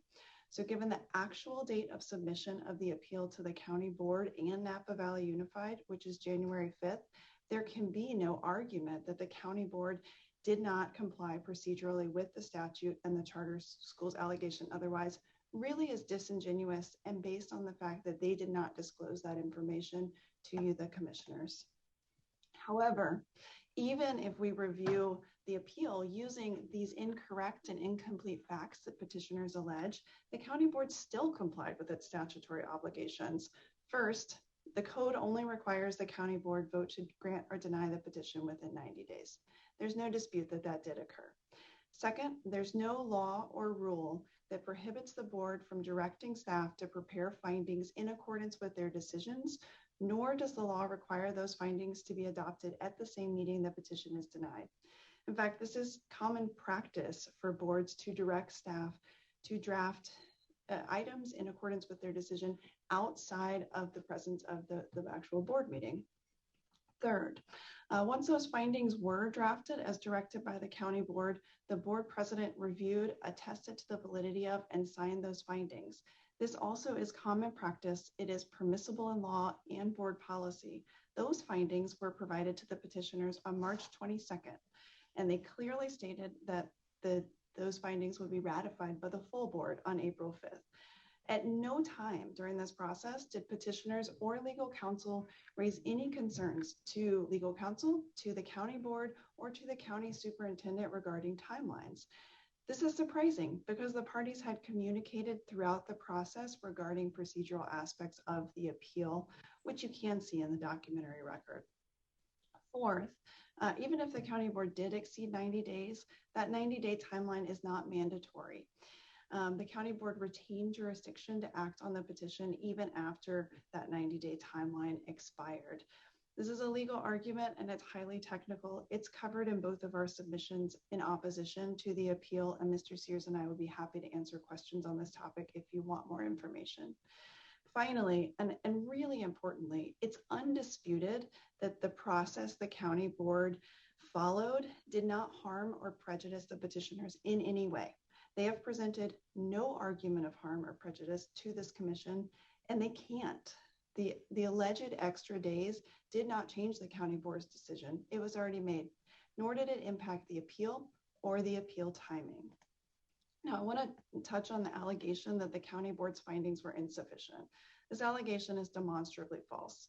The county board made 26 detailed findings in support of its decision. These findings included citations to supporting facts in the record. So the allegation that only code was recited, there is code in those findings, but then also there are factual findings that are specific to this petition. Now, petitioners don't argue that these findings were arbitrary, capricious, or entirely lacking in evidentiary support. The county board's decision and its findings were based on projections by staff of the County Office of Education regarding the fiscal health of Napa Valley Unified. CDE staff agree with us on this point. They found that the petitioners only provided limited detail as to this argument, and they don't actually challenge any of the evidence the board relied on. Instead, the petitioners are arguing that the county board should have considered other factors in denying the petition. But the record is clear that the county board did consider those those factors, the ones you heard about earlier, hypothetical loss of students and additional revenue from transitional kindergarten. The board specifically considered that information. It's in the record. This argument is an argument with regard to the weight the county board gave to facts in the record. That's not a cognizable argument under our abuse of discretion review. Accordingly, the county is asking you to recommend summary denial of this matter because there is no argument that the county board abused its discretion in light of the actual facts before you on appeal. There's also no argument that Napa Valley Unified abused its discretion, and I'll turn it back to Mr. Sears for that part of the presentation.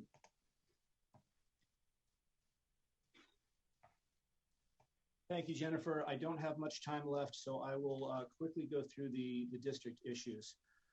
With respect to the fair and impartial process of the district, again, the petitioners have not identified specific evidence in the documentary record to support this argument. They are only citing their own allegations about the process. They allege that they addressed all the district's findings in their written submission in opposition to the district findings before the district meeting. That written submission was submitted to the district board about an hour and 45 minutes before the meeting where the district board took action. And the district submission outlines in detail the other issues with their arguments. Finally, they argued that the district's findings were not supported by the evidence, but they haven't cited specific evidence to support this argument, and the CDE staff report recognizes this. Sorry, were you calling time? Yes, that's time. Okay. Well, thank you. At this time, we will go ahead and hear public comment. If there is any public comment for item number 3, the operator will notify callers when it is their turn to provide public comment. And public comment is limited to 1 minute per speaker. And then again, Alberto, if you could repeat that instruction. En este momento nos vamos a ir a los comentarios públicos. Si quiere hacer un comentario, la operadora se lo va a indicar. Diga su nombre y su afiliación para el propósito de esta grabación. Gracias. So at this time, do we have any callers for item number 3? Yes, we do have a number of callers at the queue.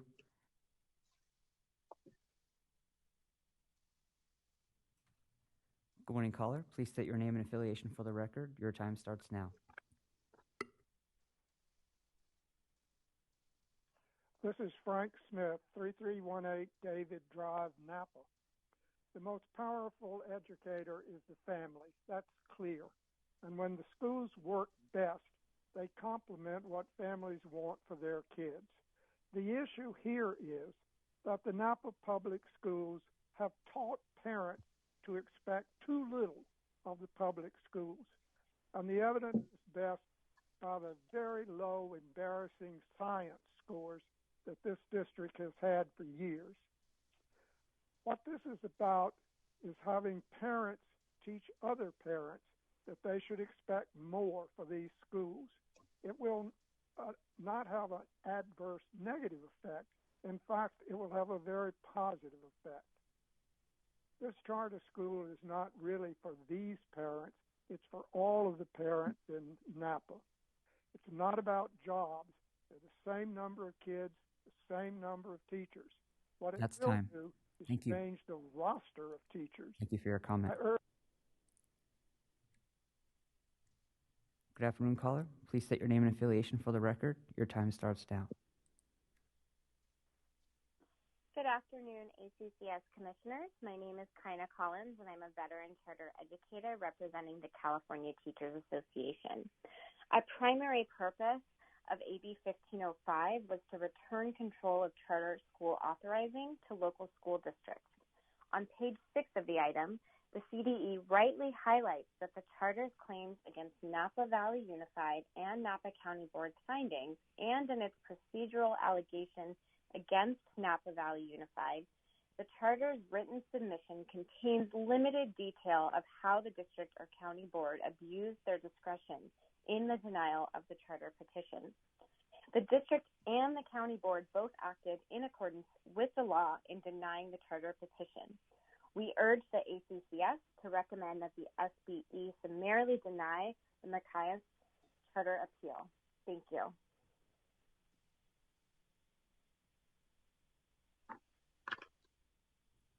Thank you. Next caller, please state your name and affiliation for the record. Your time starts now.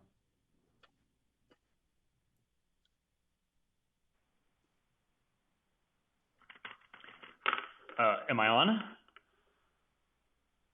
Yes, we can hear you. Go ahead. Good afternoon. My name is Rabinder Mingawala. I'm the Assistant Superintendent of Business Services for the Napa Valley Unified School District. My public comment will focus on the rigorous, fair, and collaborative review process that involved content experts from across the district. The team included the Assistant Superintendents of Instruction, Operations, and Business. The team also included Directors of Elementary, Secondary, Special Education, Assessment, Intervention, Human Resources, Technology, and Fiscal Services. The team utilized a number of resources, including the appropriate statutes, regulations, the new charter law, and the California Charter Authorizing Professionals Initial Charter Petition Toolkit. While not required, we reviewed and documented all 167 items outlined in the toolkit. Results of this analysis are included in the document record that was submitted in response to the state appeal. We request that this commission recommend a summary denial of the appeal, as there was not an abuse of discretion, nor was evidence provided by the petitioners. Thank you. Good afternoon, caller. Please state your name and affiliation for the record. Your time starts now.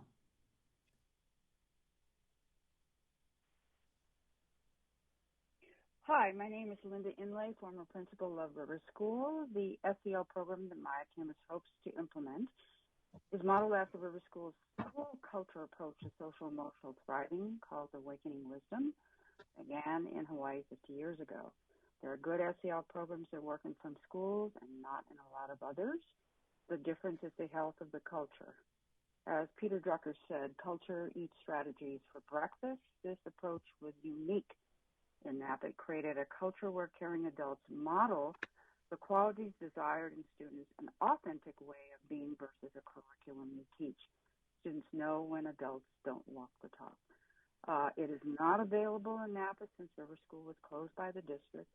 With the pandemic, now more than ever, all students need this type of program not being offered at other Napa schools. Thank you.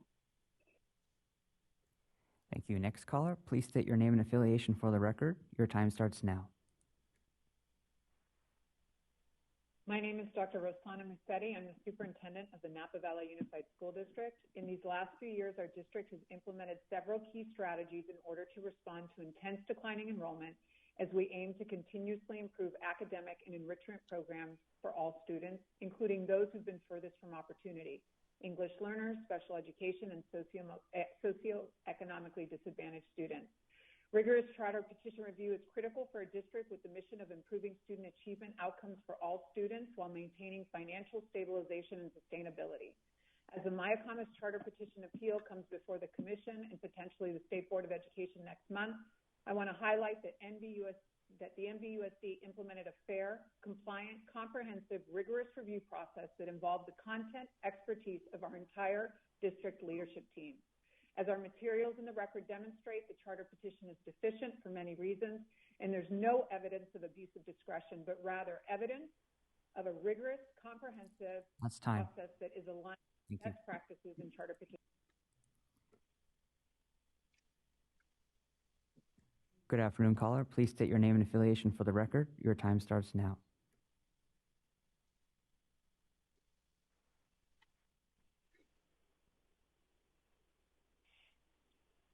Small, medium, and large schools, as well as a variety of programs, are necessary ingredients for a strong and successful public school system. Mayacamas will give Napa and its diverse community options for learning. It's placed in our downtown where it's walkable from 2 elementary schools that are 85% free and reduced lunch. My children thrived at a smaller middle school that had an SEL philosophy. This was the most diverse school that they ever attended until that point. They are amazing public speakers, compassionate people, and very successful young adults. They both attribute their successes to their transformative time in middle school. Please keep Mayacamas as an option for the children of Napa. One size does not fit all. Please move this on to the State Board of Education. Thank you. Good afternoon, caller. Please state your name and affiliation for the record. Your time starts now. Good afternoon. I am Gail Young. I am an elementary teacher for Napa Valley Unified School District and the current president of the Napa Valley Educators Association. I respectfully disagree with the CDE staff. The ACCS should rescind the state board summarily, deny this appeal. The facts of the appeal do not warrant that the ACCS recommend a hearing by the state board. At the local level, by community elected boards, both the district and the county had well-considered and fact-based denials. As a community member, I believe this petition was rightly denied by the district and the county because approval would have caused cuts to programs, causing huge inequities to our Latinx and special education students. Please vote to recommend that the state board summarily deny this petition. Thank you for listening. Good afternoon, caller. Please state your name and affiliation for the record. Your time starts now. Hi, can you hear me? Yes, we can hear you. Go ahead. My name is Wendy Agans Dominguez, resident of American Canyon and parent of a middle school who receives special education services. In our K through 7 years in the Napa Valley Unified School District, we've weathered 3 separate school closures.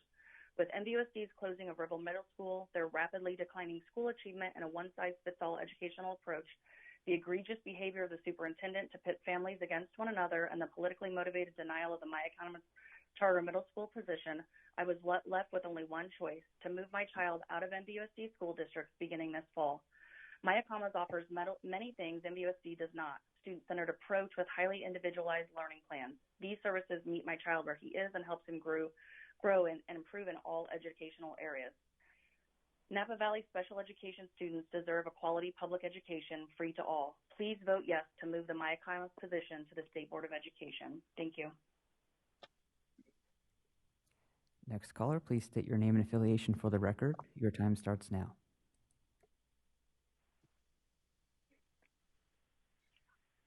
As board president of the NVUSD Board of Education, I would like to highlight that this charter petition was denied for very specific factual findings, including the community impact and inaccurate financial projections. There are ethical components to financial decisions. It is our collective responsibility to create equitable environments for all students. This charter does not do so. The dilutive effect an additional school has on a declining enrollment district is akin to siphoning public fund dollars. Reduction or elimination of resources and programming for thousands of middle school students is legitimate community impact. The charter would serve a narrow portion of public school students. The composition of petition signatures does not represent the unduplicated count they have tried to recruit, but needs to validate their revenue projections. This charter does not mirror our community. We need to thoughtfully consider if this charter with a high-risk profile will adequately serve children. And if the school is not successful, the reality is the children will absorb the impact. Thank you. Good afternoon, caller. Please state your name and affiliation for the record. Your time starts now. My name is Norma Ortiz, a Latina, a community member, and a parent of an 8th grader reclassified English language learner 4.0 honor roll student at NVUSD. It has been providing services to an average of 16,523 students. Please do what is fair, right, and just, considering all of the information presented to you. Your role is crucial in this entire process in terms of the Mayacamas charter item. I am not opposed to charter schools, but it is not the best timing for the reasons outlined in the record and the district's financial instability. In this case, it is unclear to me, and with all respect, if the Mayacamas staff, if approved, would have the skill set to meet all the academic standards, curriculum, improve student outcomes, and rigor required for a high-performing school to embrace unique skills of students like ELLs, special ed, and highly impacted foster youth, learning and striving of all students, closing the achievement gap, having spaces for all students to achieve their highest potential within diverse spaces, status quo, implementing after-school programs, multilingual opportunities, music, arts, selectives, athletics, and so forth is a priority at NVUSD. Next caller, please state your name and affiliation for the record. Your time starts now. Buenas tardes a todos los presentes. Mi nombre es Carmen Martínez y soy madre One moment. Sí, Por favor, diga su nombre y su afiliación para el propósito de esta grabación. Usted va a hacer una pausa después de cada oración para poderle traducir y tendrá 1 minuto para su presentación. En total tendrá 2 minutos, incluyendo la traducción. Puede comenzar ahora. Buenas tardes a todos los presentes. Mi nombre es Carmen Martínez y soy madre de 2 estudiantes en el distrito de Napa. Good afternoon. My name is Carmen Martinez, and I am the mother of 2 students. Agradecería que se consideraran todas las causas negativas que tendría la apertura de la escuela Mayacamas, sobre todo cuando el distrito ya cuenta con secundarias que tienen un currículum enfocado en el bienestar y desarrollo socioemocional de nuestros estudiantes. I would appreciate if you consider Mayacamas Charter School in order to provide social and emotional development. Sí, I'm sorry, I think I'm not satisfied with the translation. Sorry. That is not okay, can you repeat the last sentence? Okay, agradecería que se consideraran todas las causas negativas que tendría la apertura de la escuela Mayacamas. I will appreciate that you consider all the denial presented in regards to Mayacamas Charter School. Sobre todo cuando el distrito ya cuenta con secundarias que tienen un currículum enfocado en el bienestar y desarrollo socioemocional de los estudiantes. Especially when the district already has a curriculum in social emotional. Nuestra comunidad ya está sufriendo por el cierre de 5 de nuestras escuelas desde el año 2017, las cuales alojaban una gran parte de nuestra comunidad hispana. Our community is already suffering 5 closures, and that is affecting our community. Al apoyar la apertura de la escuela Mayacamas, nuestra comunidad se sentiría discriminada y traicionada, en especial cuando solo se beneficiarán unos cuantos estudiantes. The closure of the Mayacamas will affect our community. Okay, la apertura de la escuela Mayacamas afectará a nuestra comunidad hispana, la cual se sentirá traicionada. The opening of the Mayacamas will affect our community. Thank you. Next caller, please state your name and affiliation for the record. Your time starts now. My name is Kim Smith, and I'm an educator and a parent of 2 high school students in Napa. I support the Mayacamas model, and I believe it's needed in this community, but I want to focus instead on the unfair process, not just procedural, but what the boards did was define community in their work as solely the employment numbers for NVUSD. If the school is approved, and if parents and students choose it, that school will employ teachers in our community. Our community will be strengthened, even while Napa Valley Unified's enrollment of teachers may go down, but those humans will still teach our students and still be a strong part of our community. I support the personalized model. It took Napa Valley Unified 10 plus years to learn from River to begin to implement SEL and the other things they pointed to. They now need to learn from this new model around personalized and individualized plans starting later and listening to the science of learning and development that is emerging. It is important that it's in a community that serves a high proportion of free and reduced lunch. It will be diverse by design. Thank you. Next caller, please state your name and affiliation for the record. Your time starts now. Good afternoon, Chair Walsh and Commissioners. This is Gina Plate from the California Charter Schools Association. As you've heard from the CDE and the petitioners, there were multiple abuses of discretion at the local and the county levels. We appreciate the CDE analysis, and we ask that you support their findings and recommend that the State Board of Ed hear the Mayacamas School appeal. Thank you. Thank you. Next caller, please state your name and affiliation for the record. Your time starts now. Hello, it's Eric Premack with the Charter Schools Development Center, also in support of recommending granting the hearing. Clearly, some significant mistakes by the district and county at the local level, and their attempts to fix it after the fact are not sufficient. So we hope that you'll vote to support hearing it. Thank you. Thank you. Next caller, please state your name and affiliation for the record. Your time starts now. Good afternoon. My name is Hector Gallegos, a classified employee here for Napa Valley Unified School District and current CSEA chapter president. I asked that the ACCS board deny the appeal. Both the district and the county presented substantial evidence for denial, and for that reason, I asked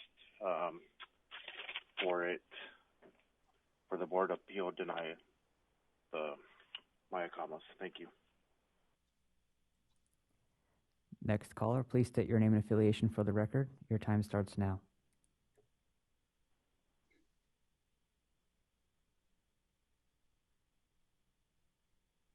Caller with the phone number ending in 3548.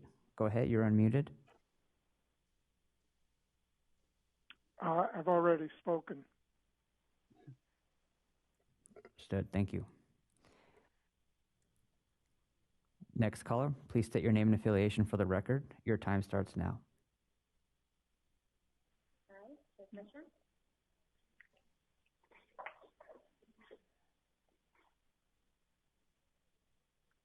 Go ahead.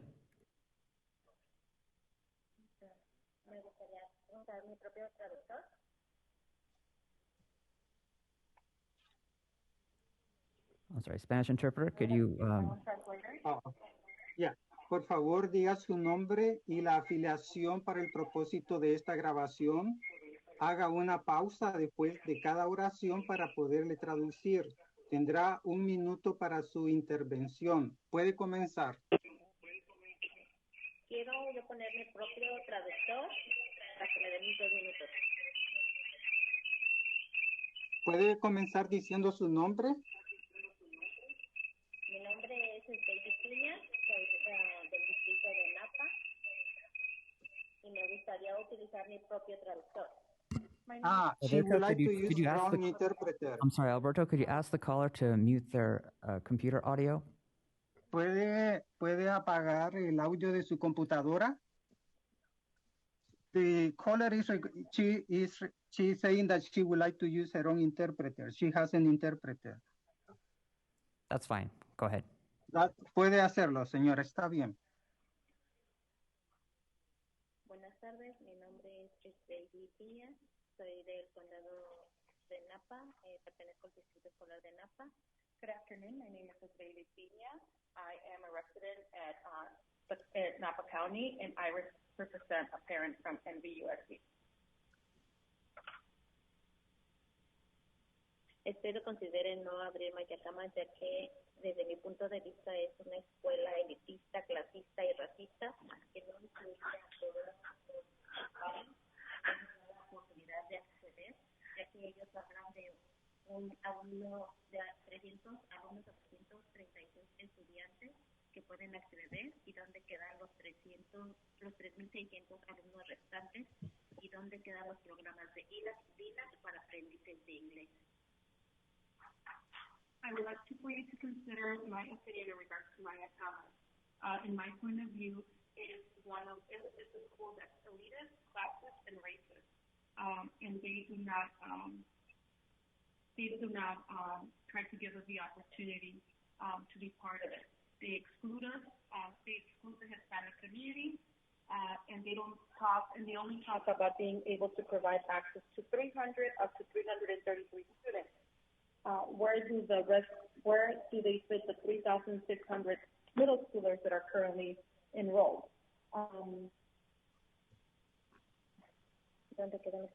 Where do we have the programs for ELAC, DLAC, and English learners and special needs kids?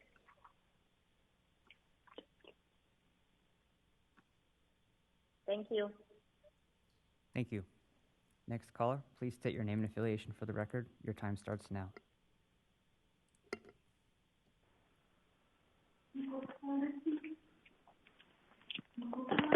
Hello? Yes, go ahead. Hello. Okay. Hello, dear Advisory Commission on Charter Schools. for the state of California, Napa Valley Unified School District, and the community as a whole. My name is Summarily, and I am a student at NVSD Redwood Middle School. Here as a reclassified English language learner, I was and have been provided an educated space to grow in all my areas in life, develop a sense of community, and reach my fullness learning potential. As a student, I am still waiting to know regarding the Mayacamas charter petition because it is in my best interest.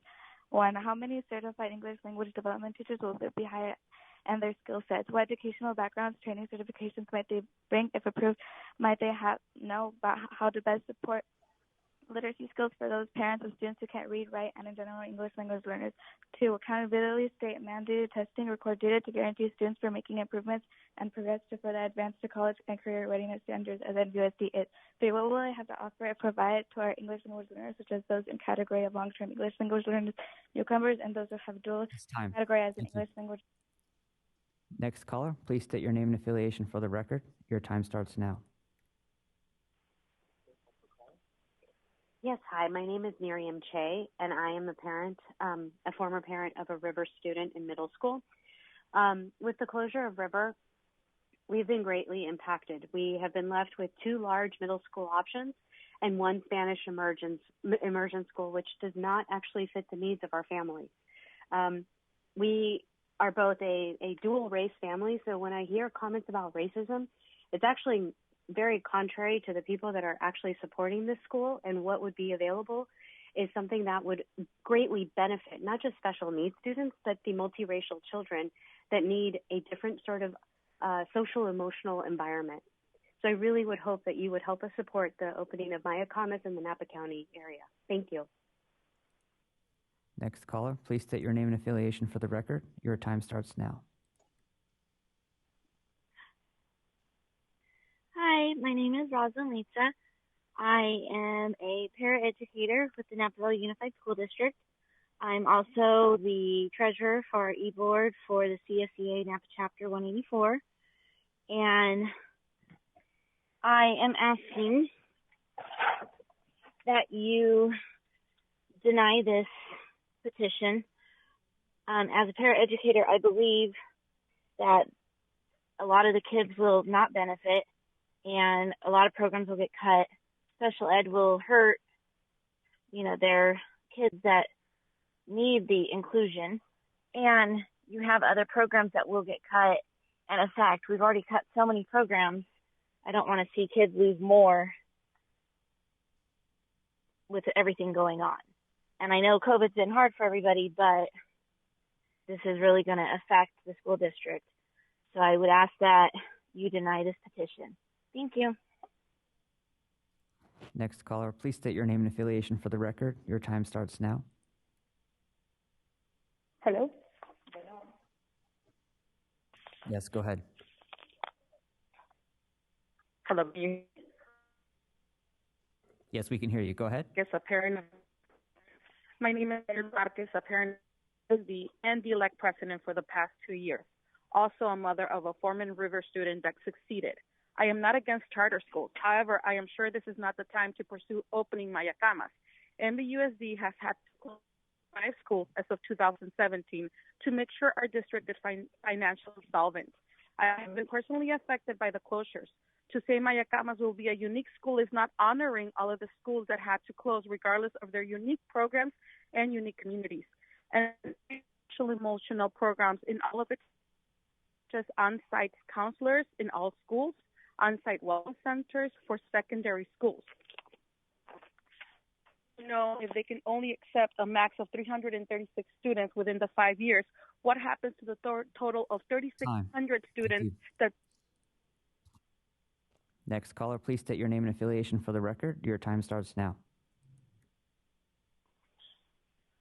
Bueno. Sí, diga su nombre, por favor, y la afiliación para el propósito de esta grabación. Haga una pausa después de cada oración. Tiene 1 minuto para su intervención. Puede comenzar ahora. Sí, buenas tardes. Mi nombre es Rosario Mondragón. Soy vicepresidenta de DILAC en el Valle de Napa. Sí, buenas tardes. Soy Rosalina, me dijo. ¿Y es vicepresidenta de qué institución? Rosalina está ahí. Sounds like the caller disconnected. We'll move on to the next call.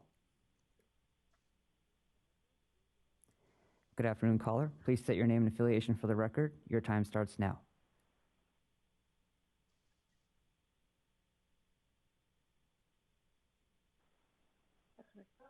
Bueno.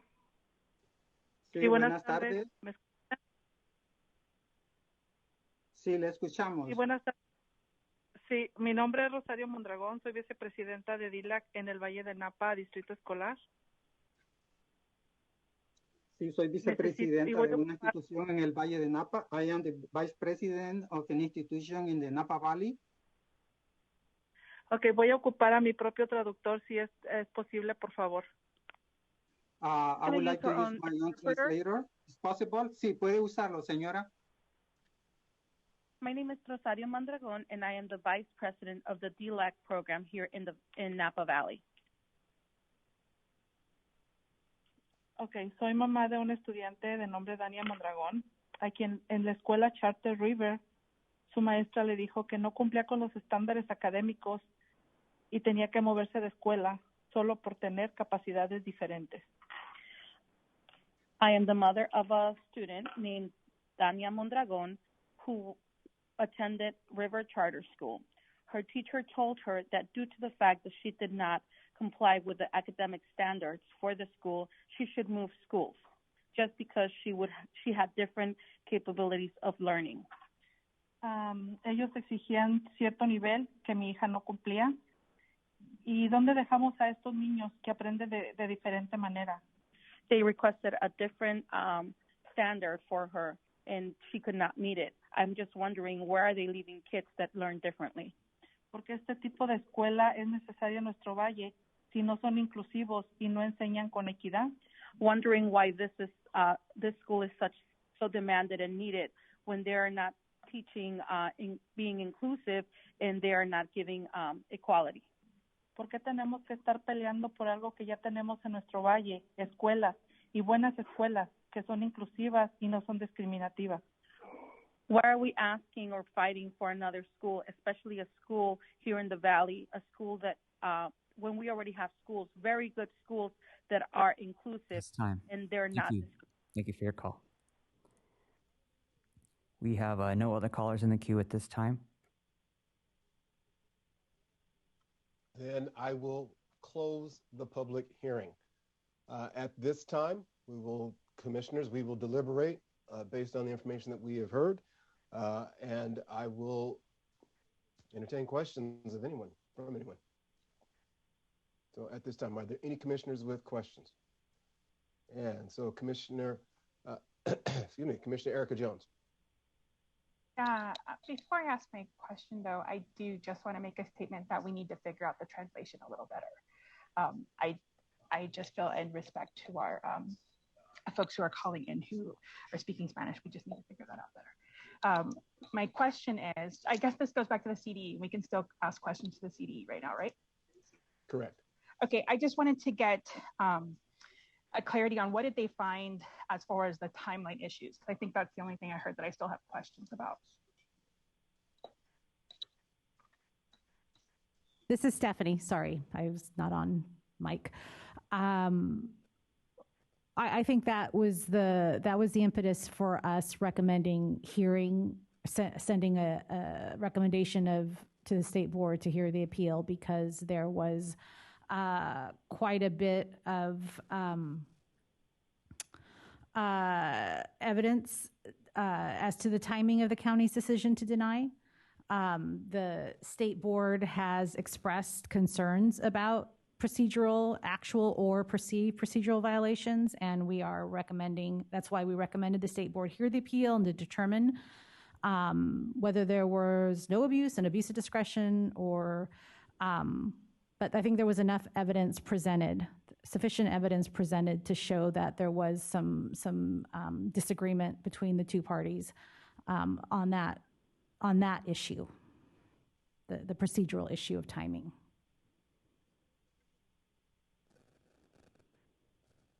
any other questions or comments from any other commissioners? I will say that this also reminds me of our first conversation from our last meeting, or rather that first appeal where it was about due process concerns that I had, and I'm feeling a lot of the same due process conversations again. See a lot of heads nodding. So again, one final opportunity for comments, or I will gladly entertain a motion. Okay, so Commissioner Austin. I'll make a motion to approve staff's recommendation. So we have a motion to approve staff recommendation to have the state board take up this hearing. Do I have a second? A second. And second from Commissioner King. All right. Further conversations, questions, ahas? Then we'll go ahead and take the vote. And we'll begin. Again, the motion is to move this forward to the State Board of Education for further hearing. Erica Jones, how do you vote? No. And Matt Taylor? Aye. And Stephanie Farland? Yes. And Derek King? Aye. And Wes Sever? Yes. I vote yes. And Jared Austin? Yes. And Gail Garbalino Mejica? Yes. Motion passes 7-1. Thank you very much, commissioners. Great day of work. Again, apologies for thinking that everyone should skip meals just because I do. And I appreciate your efforts, and we will gather together again on October 6th. So thank you, and have a fantastic day. Thank you.